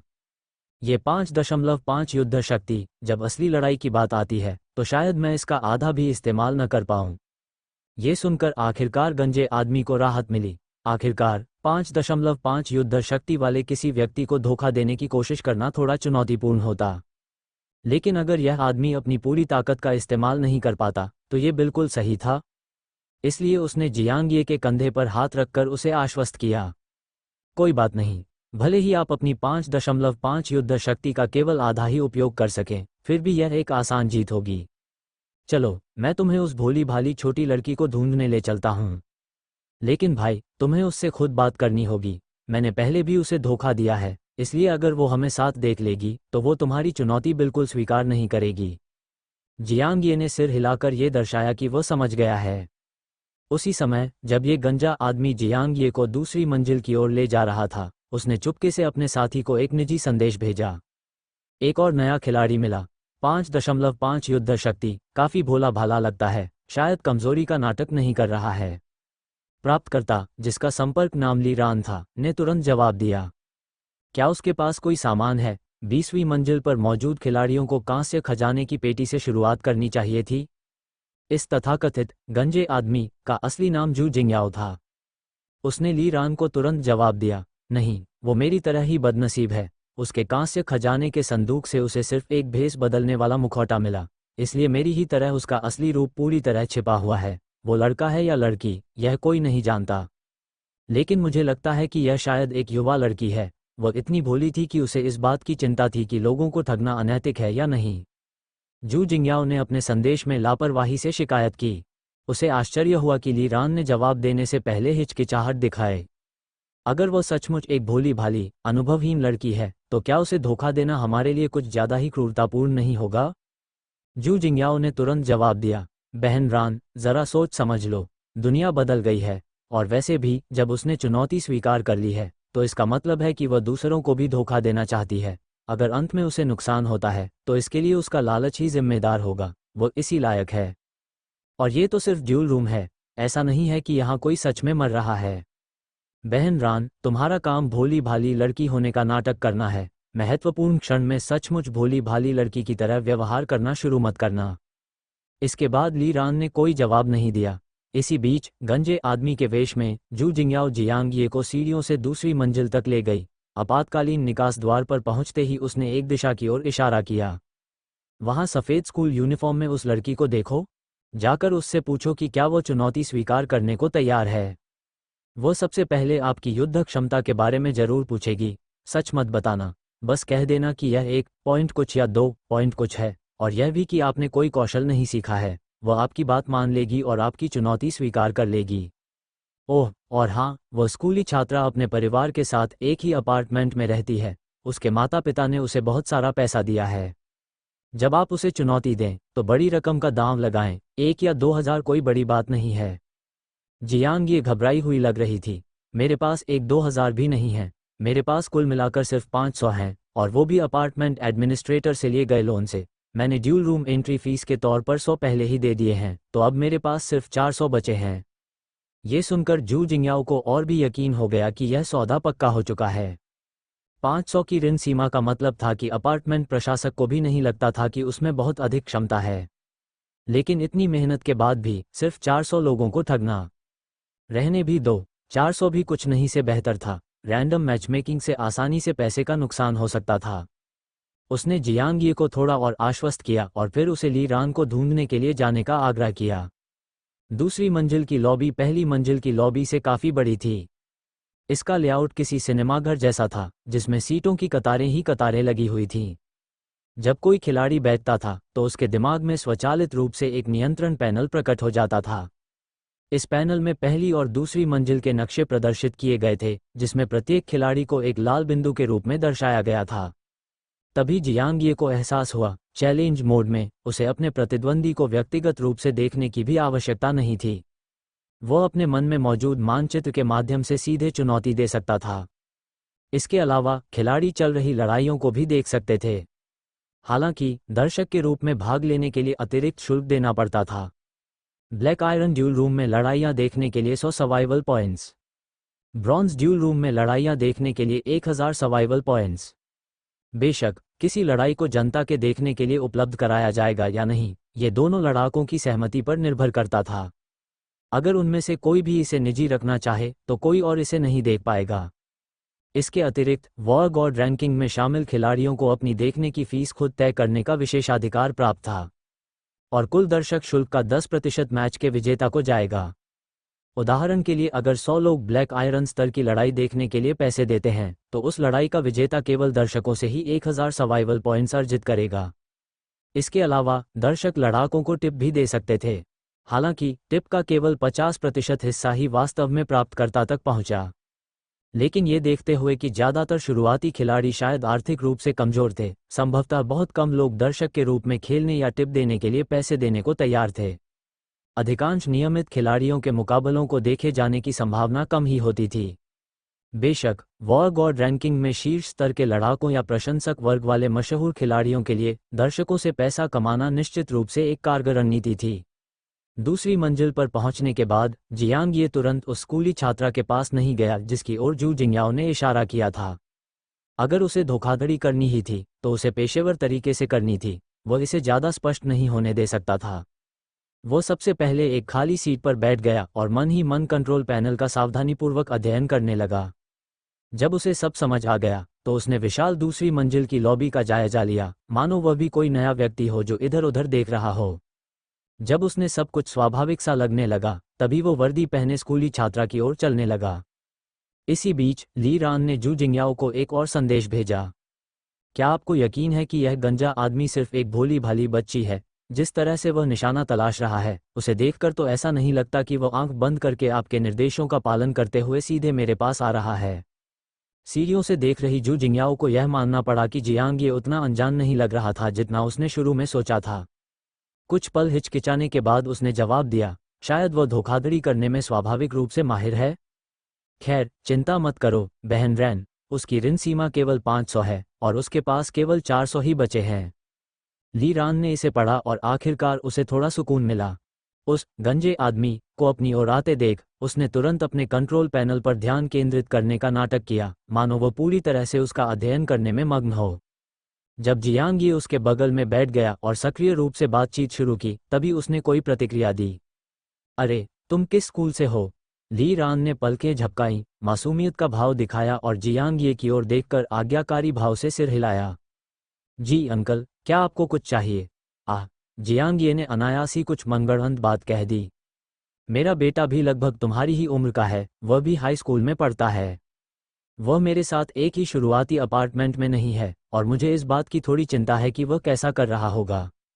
यह उनके द्वारा एक प्यार करने वाले पिता की छवि बनाने का प्रयास था, एक जिम्मेदार, चिंतित मध्यम आयु वर्ग के व्यक्ति की छवि। ली रान क्षण भर के लिए स्तब्ध रह गई। उसने मन ही मन सोचा, क्या यह आदमी सचमुच गंजा है? शायद उसने भेस बदलने वाला मुखौटा पहना ही नहीं था और यही उसका असली रूप था। लेकिन अगर उसके कांसे के खजाने के डिब्बे से उसे कोई और वस्तु भी मिल जाती, तब भी उसे पूरा भरोसा था कि वह उसे हरा सकती है। अपनी मासूमियत और भोलेपन का दिखावा करते हुए उसने उसे आश्वस्त किया, चाचा जी ज़्यादा चिंता मत कीजिए। बिगिनर अपार्टमेंट्स में खिलाड़ियों को एक निश्चित दायरे में ही समूहबद्ध किया जाता है। ये पूरी कक्षा, पूरा मोहल्ला या फिर एक ही बस यात्रा में साथ यात्रा करने वाले सभी लोग हो सकते हैं। आपका बेटा शायद अपने सहपाठियों के साथ एक अपार्टमेंट में रह रहा है, इसलिए वे एक दूसरे का ख्याल रख सकते हैं, वह ठीक रहेगा। जियांग ये ने गहरी आह भरी और उदास दिख रही थी। मैं बस यही उम्मीद करता हूं कि वह मेरी तरह बदकिस्मत ना हो। 20वीं मंजिल से शुरुआत करना, मैं तो किराया भी नहीं दे सकता। मुझे तो ये भी नहीं पता कि मैं कभी अपने बेटे से दोबारा मिल पाऊंगी या नहीं। पहले तो ली रान को थोड़ी सी सहानुभूति महसूस हुई। लेकिन उसने तुरंत खुद को याद दिलाया, कमजोरों के प्रति सहानुभूति दिखाने से आप खुद ही कमजोर हो जाएंगे। हो सकता है कि यह चाचा जो कह रहा हो वो सच भी न हो, और अगर ऐसा था भी तो यह उसकी बदकिस्मती थी, इसमें किसी और की कोई गलती नहीं थी। उसने लिटिल ग्रीन बुक पर एक पोस्ट पढ़ी थी जिसमें लिखा था, जब आप किसी के प्रति सहानुभूति व्यक्त करते हैं तो आप उनके दुर्भाग्य को अपने ऊपर ले लेते हैं। सफलता की बुलंदियों पर पहुंचने की चाह रखने वाली लड़की के लिए कोमल हृदय होना नामुमकिन था। इसी सोच के साथ उसने अपने चेहरे पर अत्यंत सहानुभूति का भाव लाते हुए मधुरता से कहा, अंकल, आप मुझे चुनौती क्यों नहीं देते? मैं अपने माता पिता के साथ उसी अपार्टमेंट में रहता हूँ और अपार्टमेंट प्रशासक से मिले ऋण की बदौलत मैं किराया आसानी से दे सकता हूँ। अगर मैं आपकी मदद कर सकूं तो मुझे खुशी होगी। जियांग ये ने शर्मिंदा चेहरा बना लिया। ये ठीक नहीं लगता। कोई बात नहीं, ये तो बस एक चुनौती है। मैं काफ़ी कमज़ोर हूँ, तो कौन जाने, शायद किस्मत अच्छी रही और मैं तुम्हें हरा भी दूँ। ली रान ने मासूम नन्ही परी की तरह गर्मजोशी से मुस्कुराया। जियांग ये झिझके, तब वह अचानक निर्धारित स्क्रिप्ट से हटकर तात्कालिक रूप से बोलने लगा। जानती हो छोटी बहन, चलो मैं तुमसे सच बोलती हूँ। दरअसल एक गंजे शातिर बदमाश ने मुझे बताया कि तुम बेहद कमज़ोर हो और तुम्हें आसानी से बेवकूफ़ बनाया जा सकता है, इसीलिए मैं खास तौर पर तुम्हें चुनौती देने आया हूँ। लेकिन अब मुझे लगता है कि आप जैसे दयालु व्यक्ति को धोखा नहीं दिया जाना चाहिए। तो भूल जाओ, मैं तुम्हारा फ़ायदा उठाने की हिम्मत नहीं कर सकता। बोलते बोलते जियांग ये ने राहत की एक लंबी सांस ली, मानो उसके कंधों से कोई भारी बोझ उतर गया हो। लेकिन ये क्या बकवास है? ली रान पूरी तरह से अचंभित रह गई। आज के इस दौर में भी ऐसे सच्चे और ईमानदार चाचा चाची मौजूद हैं? उसे वास्तव में थोड़ा बुरा लगा, लेकिन तभी उसके मन में एक नया विचार आया। ये चाचा तो बिल्कुल बेवकूफ़ हैं। अगर आज वह उसके झांसे में नहीं भी आया तो भी कुछ असली बदमाश आखिरकार उससे सब कुछ छीन लेंगे। इसलिए उसे उसकी मदद करनी पड़ी। उसे मानव स्वभाव की कठोर वास्तविकता सिखानी थी। तभी वो भविष्य में इतना भोला होना बंद कर देगा। हाँ, यही बात है, वह ये सब उसके भले के लिए कर रही थी। वो सचमुच बहुत दयालु थी। ये सोचकर ली रान की आंखों में थोड़ी नमी भी आ गई। उसने गहरी भावना से जियांग ये की ओर देखा, उसकी निगाहें दृढ़ थीं। अंकल, आप तो बड़े अच्छे इंसान हैं। हाँ, अच्छे लोगों को पुरस्कृत किया जाना चाहिए। मुझे तुम्हारी मदद करनी होगी। मुझे चुनौती दो चाचा। मैं आपके हाथों ठगे जाने के लिए तैयार हूँ। रुको, नहीं चाचा, आप मुझे धोखा नहीं दे रहे हैं। मैं स्वेच्छा से आपकी मदद कर रहा हूँ। मुझे मना मत करो चाचा जी, अपने बेटे के बारे में सोचो। मेरी मदद से आपके उससे दोबारा मिलने की संभावना बढ़ जाएगी। ये सुनकर जियांग ये तुरंत समझ गया। हाँ, ये लड़की निश्चित रूप से उसे फंसाने की कोशिश कर रही थी। वो शायद खुद को भी यह यकीन दिला रही थी कि वह उसे दुनिया की क्रूर वास्तविकता को देखने में मदद कर रही है। जियांग ये मन ही मन मुस्कुराया, लेकिन उसने झिझक भरा भाव दिखाया, मानो वह अनिच्छा से मान रहा हो। अच्छा, चूंकि आप मेरी मदद करने के लिए इतने दृढ़ हैं, तो मुझे लगता है कि अब मुझे मना नहीं करना चाहिए। इसके साथ ही उसने तुरंत अपने दिमाग में मौजूद कंट्रोल पैनल का इस्तेमाल करते हुए उसे चुनौती दे दी। उनकी कुल संपत्ति मात्र 400 थी, इसलिए उसने शर्त की राशि 400 निर्धारित की। जिस क्षण ली रान ने चुनौती स्वीकार की, उनकी चेतना अंधकार में डूब गई। पलक झपकते ही जियांग ये ने खुद को एक बास्केटबॉल कोर्ट के आकार के युद्ध क्षेत्र में खड़ा पाया।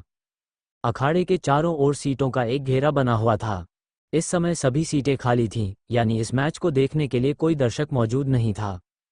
तथापि जियांग ये के अपार्टमेंट के ड्यूल रूम में शियाओ लिकुन और वांग कियांग हैश 2 ड्यूल मशीन के बाहर तैनात थे और यांग वेंचाओ द्वारा मुफ्त में आयोजित मशीन की डिस्प्ले स्क्रीन पर उसकी लड़ाई देख रहे थे। यांग वेंचाओ पहले ही कई लड़ाइयों में भाग ले चुका था और काफ़ी अनुभवी था। इसलिए जब अन्य छात्र अभी भी अनुमान लगा रहे थे, तब वह पहले से ही निश्चित था। वो गंजा आदमी कांसे के खजाने से निकले भेस बदलने वाले मुखौटे का इस्तेमाल कर रहा था, और कांस्य खजाने के बक्से केवल 20वीं मंजिल से ऊपर के अपार्टमेंट में ही दिखाई देते थे। इस अपार्टमेंट की 20वीं मंजिल पर रहने वाले एकमात्र ज्ञात निवासी स्वयं वह व्यक्ति और जियांग ये थे। तो उनकी पहली सहज प्रतिक्रिया ये थी कि वह गंजा आदमी जरूर भेस बदलकर आया हुआ जियांग ये होगा। लेकिन फिर उसने इस बारे में दोबारा सोचा, कुछ तो गड़बड़ थी, क्योंकि चैट ग्रुप संदेशों के आधार पर जब पहली मंजिल पर गंजे आदमी को देखा गया तो जियांग ये ऊपर की मंजिल पर थी और चुपके से सीढ़ियों में एक पैकेज खोल रही थी। दरअसल यांग वेंचाओ खुद जियांग ये के अल्बी घटना के समय कहीं और होने का प्रमाण के गवाह थे। इसलिए इसका मतलब ये था कि उनके बिगिनर अपार्टमेंट में 20वीं मंजिल पर एक और निवासी था। क्या रैंकिंग बोर्ड पर कम सक्रियता दिखा रहे लोग झांग जिनतियान थे या के झेंगफेई, या फिर कोई और था, कोई सहपाठी जो अभी तक लेवल 1 तक नहीं पहुंचा था? यांग वेंचाओ को यकीन नहीं था, लेकिन एक बात निश्चित थी, जो खिलाड़ी 20वीं मंजिल या उससे ऊपर से शुरुआत करते थे उनका किराया अधिक होता था, लेकिन उनके पास अधिक अवसर भी होते थे। ये खिलाड़ी या तो पहले ही दिन मर जाएंगे या फिर तेजी से प्रगति करेंगे। अगर वह कल फिर उस गंजे आदमी को देख ले तो इसका मतलब होगा कि उस आदमी में वाकई एक शक्तिशाली व्यक्तित्व बनने की क्षमता है। बेशक जियांग ये के मामले में भी यही बात लागू होती थी, लेकिन उन दोनों में से यांग वेंचाओ को उस रहस्यमय गंजे आदमी में ज़्यादा दिलचस्पी थी। इसलिए उसने शियाओ लिकुन और वांग कियांग को द्वंद्व युद्ध कक्ष में ही रहने के लिए कहा ताकि वे गंजे व्यक्ति की लड़ाई पर नजर रख सकें। जहां तक उसकी बात है, वह 3वीं मंजिल पर गया और लेवल अप करने के लिए अपने टीम के सदस्यों से मिलने के लिए लाल बत्ती वाली लिफ्ट के निकास द्वार के पास इंतजार करने लगा। दुर्भाग्य से शीर्ष क्रम के खिलाड़ी झांग जिनतियान और के झेंगफेई भी पार्टी में नहीं आए। इसके बजाय रैंकिंग बोर्ड के 4 दिग्गज एक साथ पहुंचे, वांग लिंगलिंग, गाओ चांग, लू शेन और जू युवान। ये चारों वांग लिंगलिंग के पारस्परिक सहायता समूह के सदस्य थे। इनके अलावा उसी समूह के 7 लेवल 0 खिलाड़ी भी शामिल हुए। हालांकि यांग वेंचाओ ने ही इस टीम अप का सुझाव दिया था, लेकिन वास्तव में वह एकमात्र ऐसा व्यक्ति था जो उनके आपसी सहायता समूह में शामिल नहीं था। इतनी बड़ी टीम में 4 प्रथम स्तर के दिग्गज शामिल थे, इसलिए उनमें से कोई भी वास्तव में यांग वेंचाओ से नहीं डरता था। वास्तव में जब वांग लिंगलिंग उससे बातचीत कर रही थी तो वह सूक्ष्मता से जानकारी हासिल करने की कोशिश कर रही थी, ये जानने की कोशिश कर रही थी कि वह इतना ताकतवर क्यों था, वह पुनर्जीवित कैसे हुआ।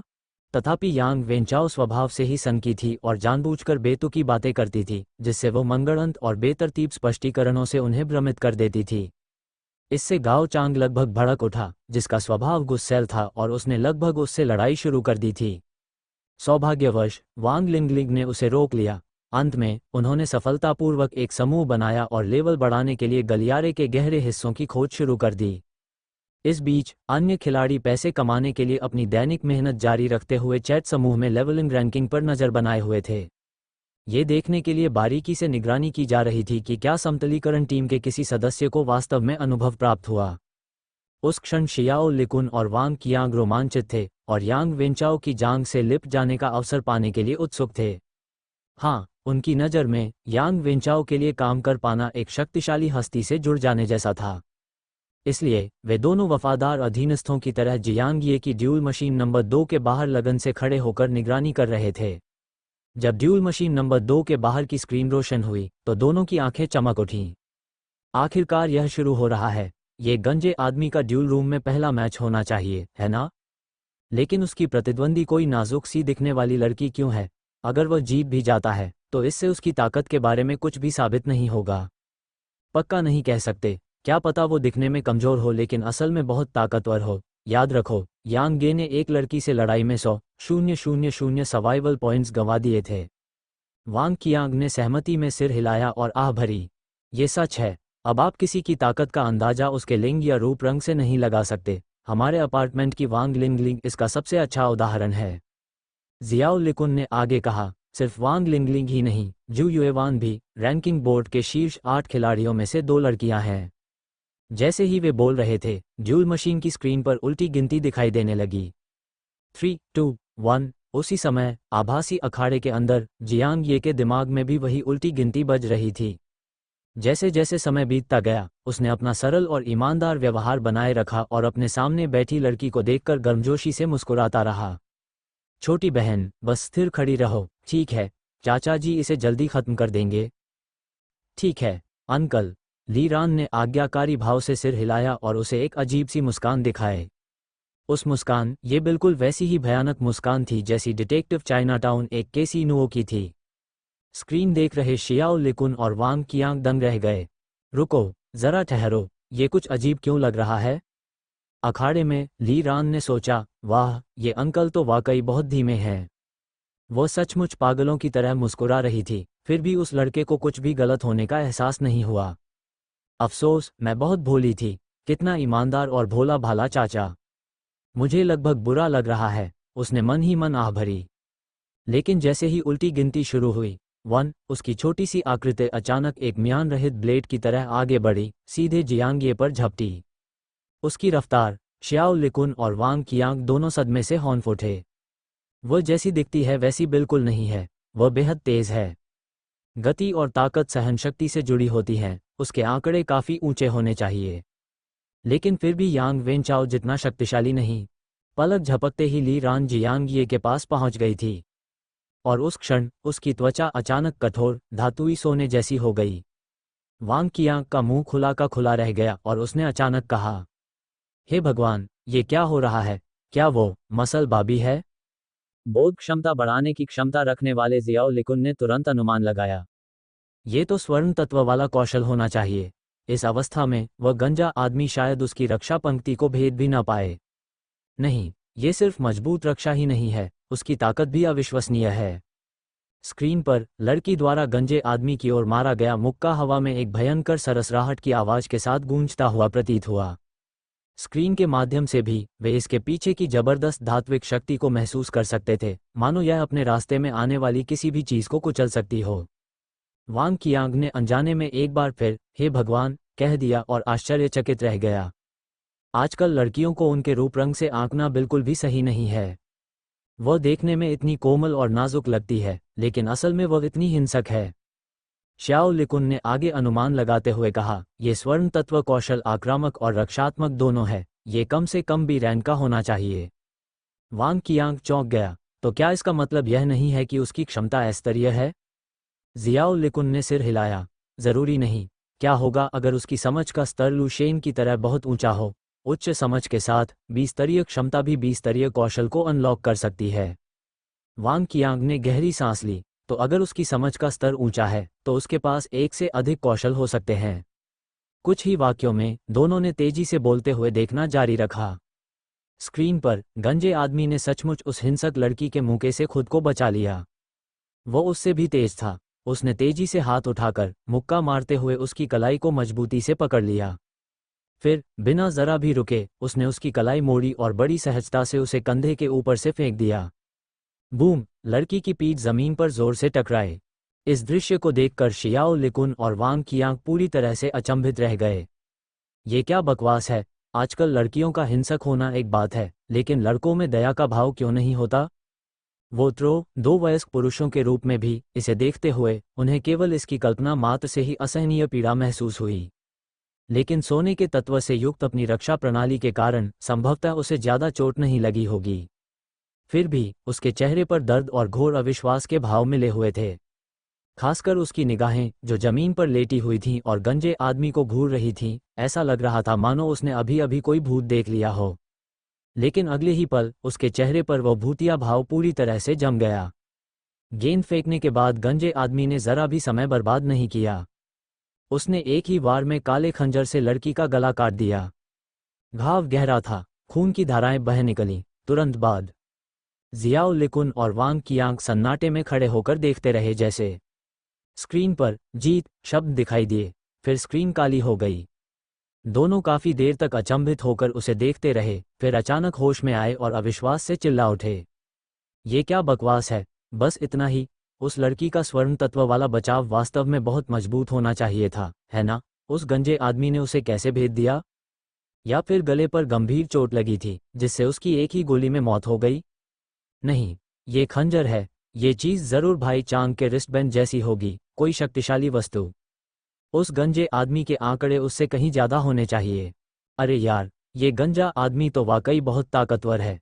क्या ये गुमनाम झांग जिनतियान या के झेंगफेई हो सकता है, या कोई और छुपा हुआ ताकतवर शख्स? रुको, रैंकिंग बोर्ड देखो, एक नया खिलाड़ी अभी अभी सूचीबद्ध हुआ है। रैंकिंग बोर्ड पर एक नया नाम सामने आया था, रैंक 9, लियू शुन, स्तर 1। कक्षा 1 का लियू शुन। क्या यह वही हो सकता है? वह लड़का तो एथलीट है और ग्रुप चैट में शायद ही कभी बात करता है।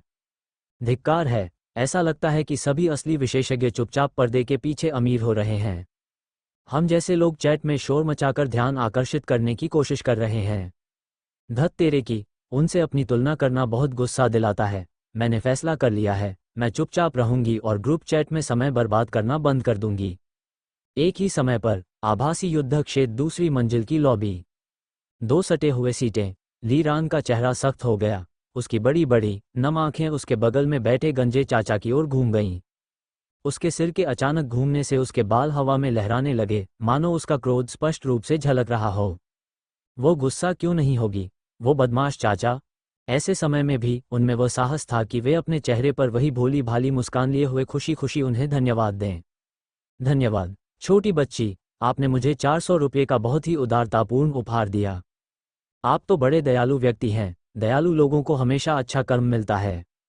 वो मासूम और सच्चा लहजा, ये शब्द तो जाने पहचाने से लगते हैं।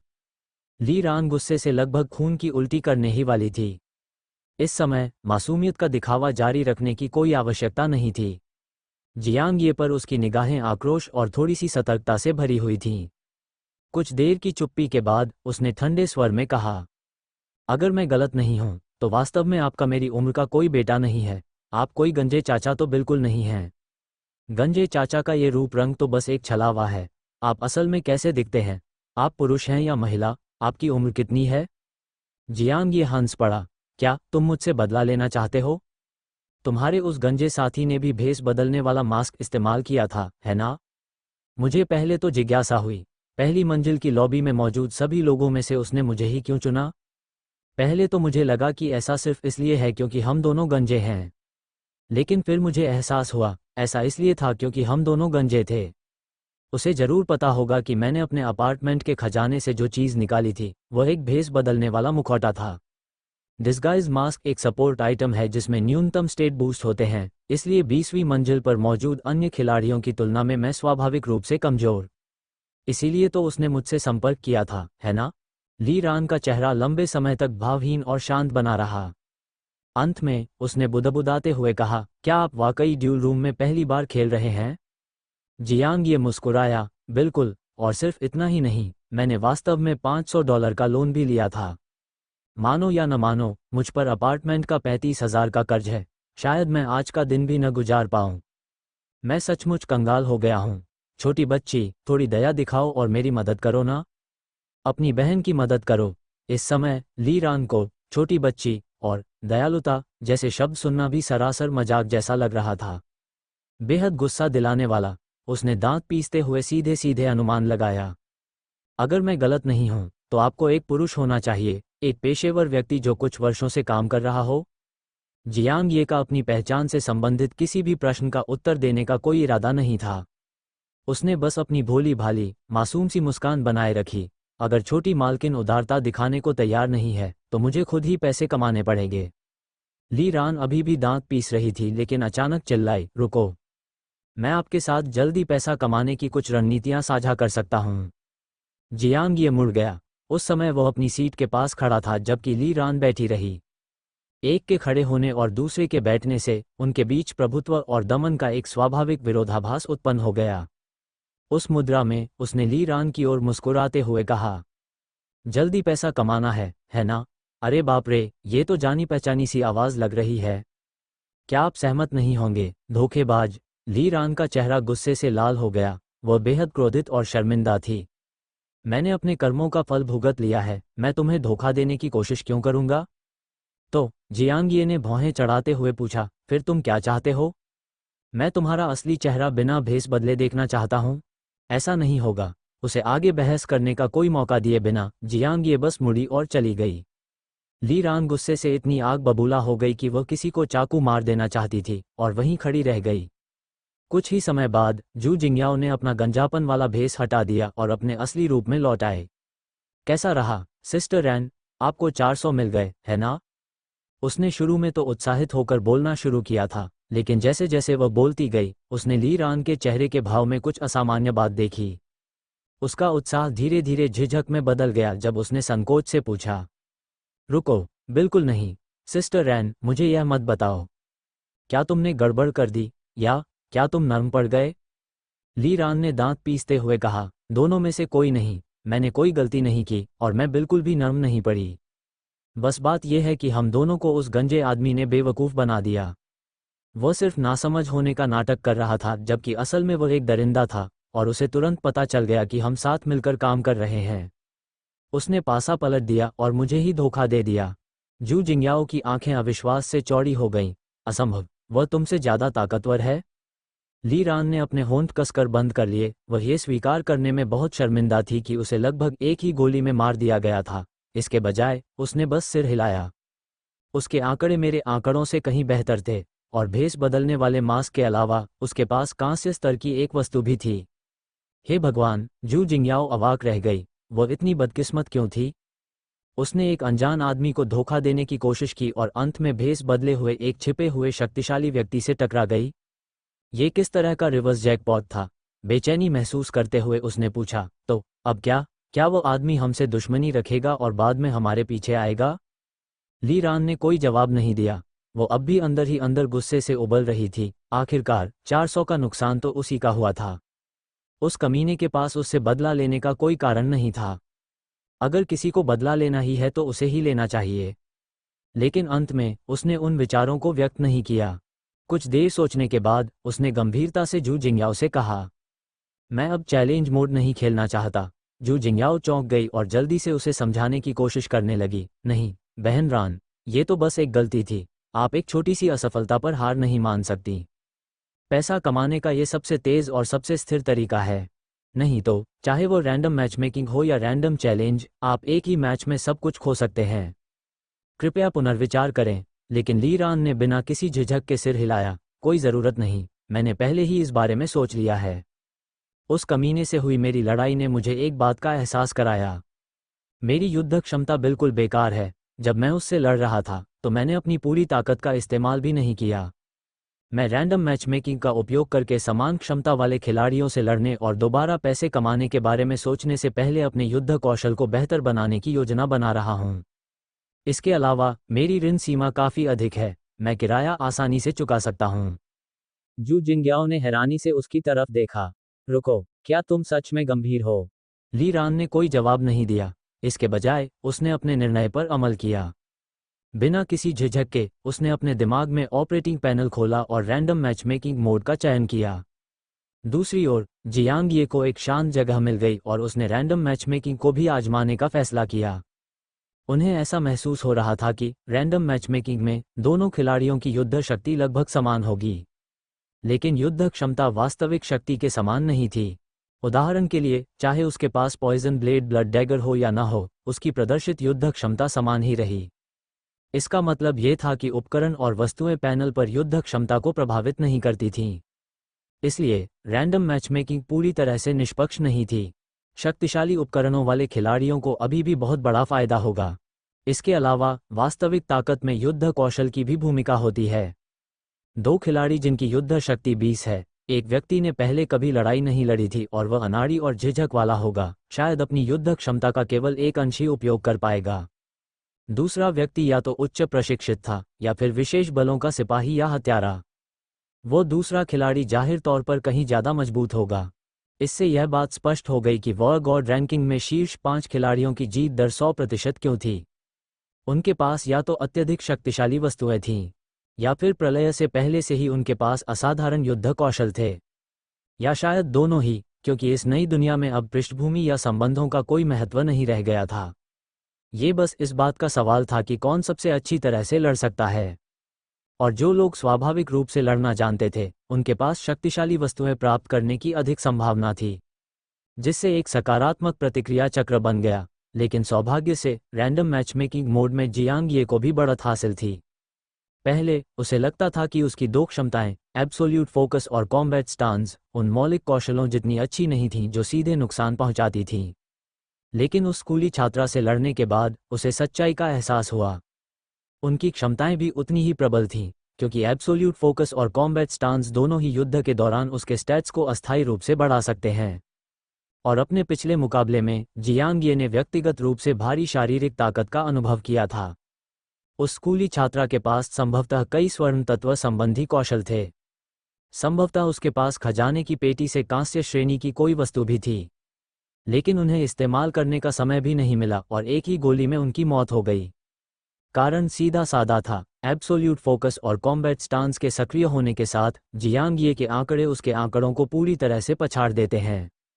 आंकड़ों के सामने तो सभी चालें और हथकंडे बेकार साबित हुए। इतना ही नहीं, कॉम्बैट स्टांस से हर लड़ाई के बाद उसकी युद्ध क्षमता में भी सुधार हुआ।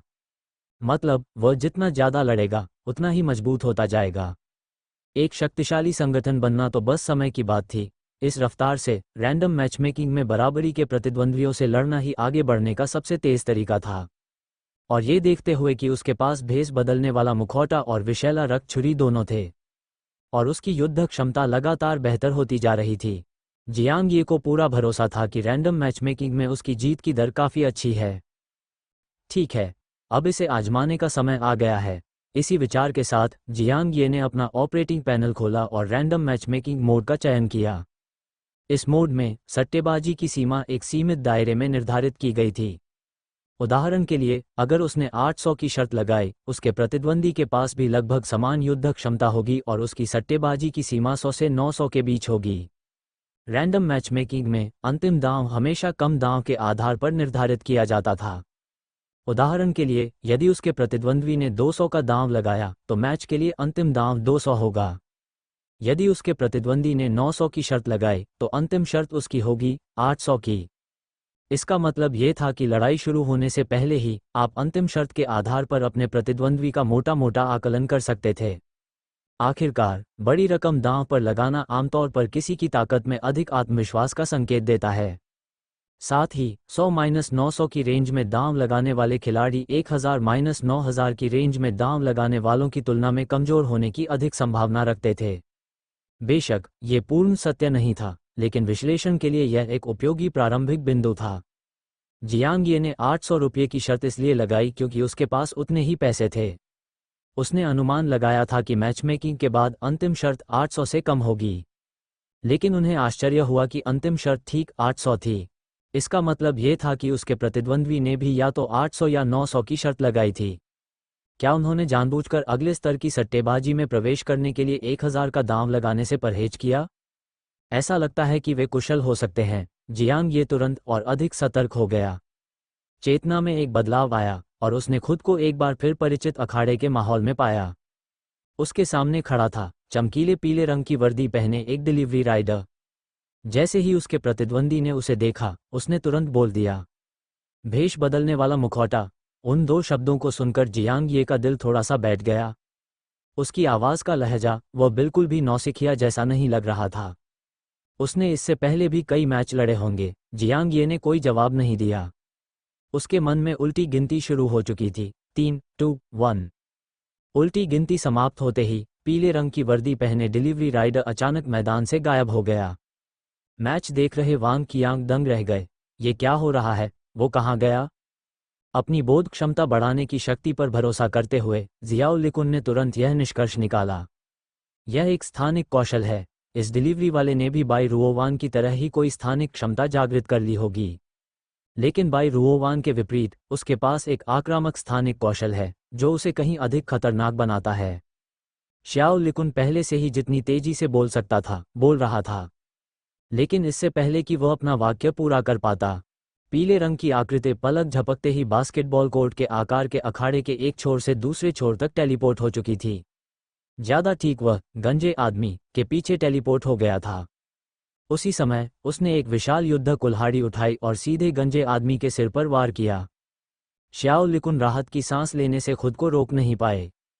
अच्छा हुआ कि इस आदमी के पास स्पेटियल ब्लेड नहीं है, वह क्षमता जो सभी सुरक्षाओं को नज़रअंदाज कर देती है। नहीं तो वह गंजा आदमी मौके पर ही मर जाता। उसके पास शायद शक्तिशाली स्थानिक क्षमताएं हों, लेकिन वह युद्ध कुल्हाड़ी उस पर बिल्कुल भी जचती नहीं है। मानो शियाओ लिकुन के इस कथन की पुष्टि करते हुए उस गंजे आदमी ने अपना सिर थोड़ा सा झुकाया और बड़ी आसानी से पीछे से हुए हमले से बच गया। तभी जियाओ लिकुन को एहसास हुआ कि कुछ गड़बड़ है।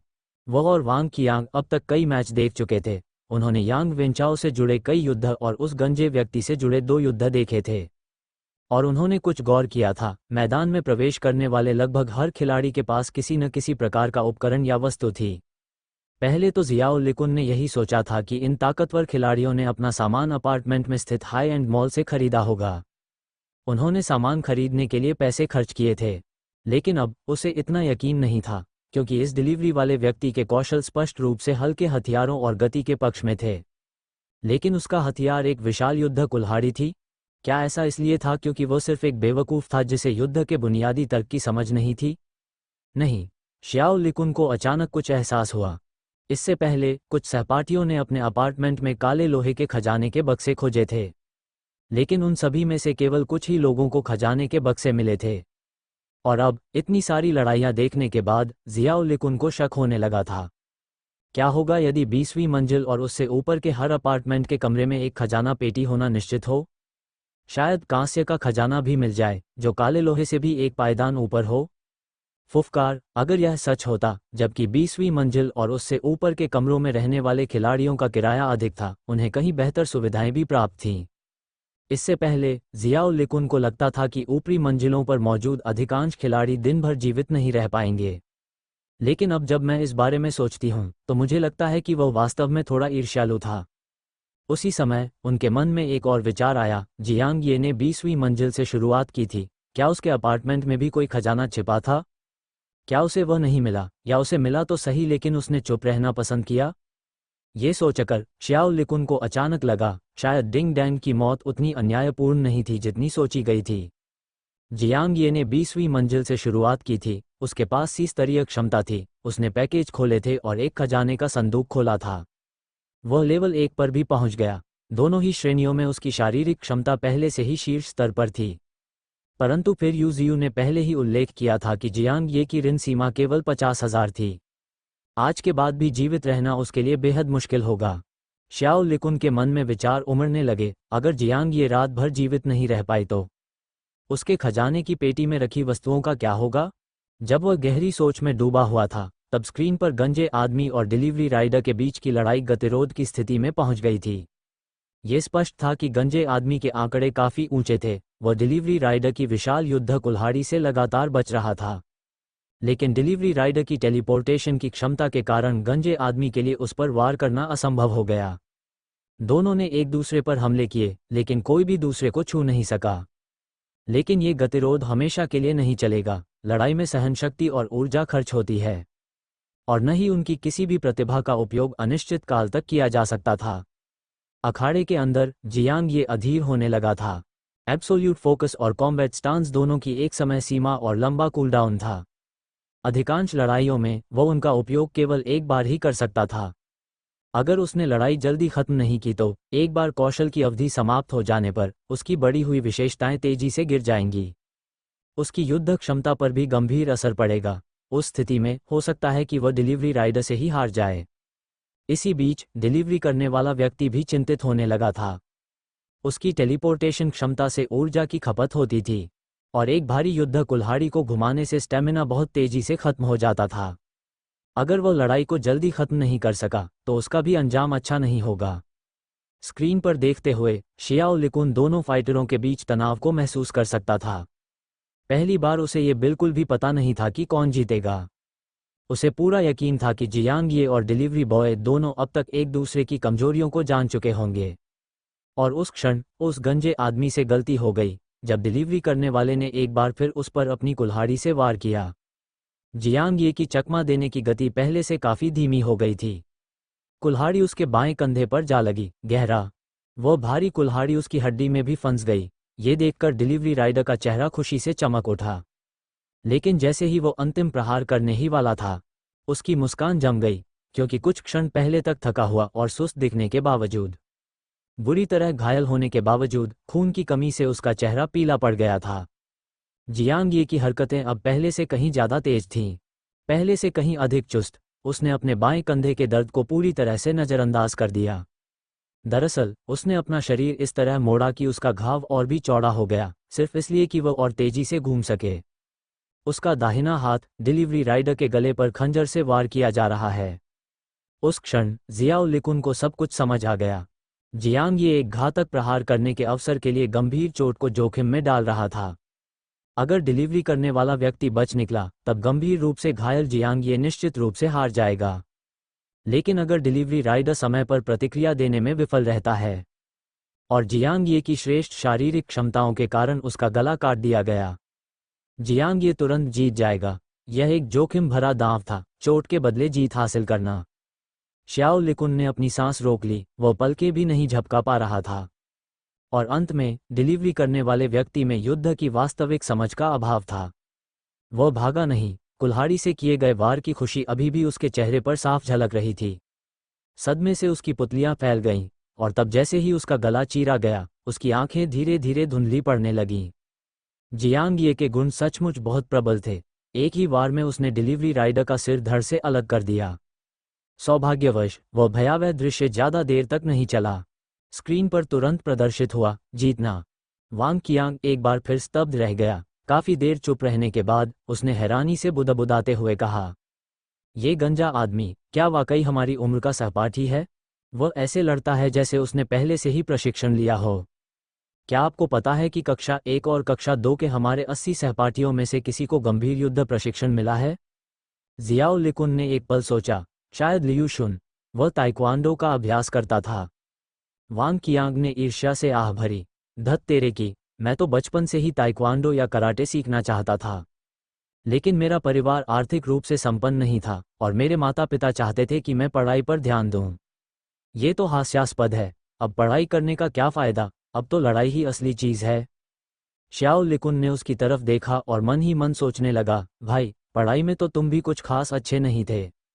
इस दौरान जब जियांग ये आभासी अंतरिक्ष की दूसरी मंजिल की लॉबी में अपनी सीट पर वापस लौटा, तो उसने सहज रूप से अपने बाएं कंधे को ढक लिया।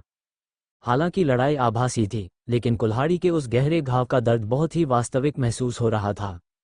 अगर कॉम्बैट स्टांस की वजह से उसका पूरा ध्यान केंद्रित न रहता, तो दर्द के कारण उसकी गति धीमी हो सकती थी, जिससे उसके प्रतिद्वंद्वी को उस घातक वार से बचने का मौका मिल जाता। ये बहुत ही खतरनाक स्थिति थी।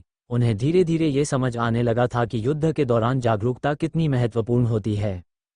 हालांकि इस समय वो थोड़ा असमंजस में था।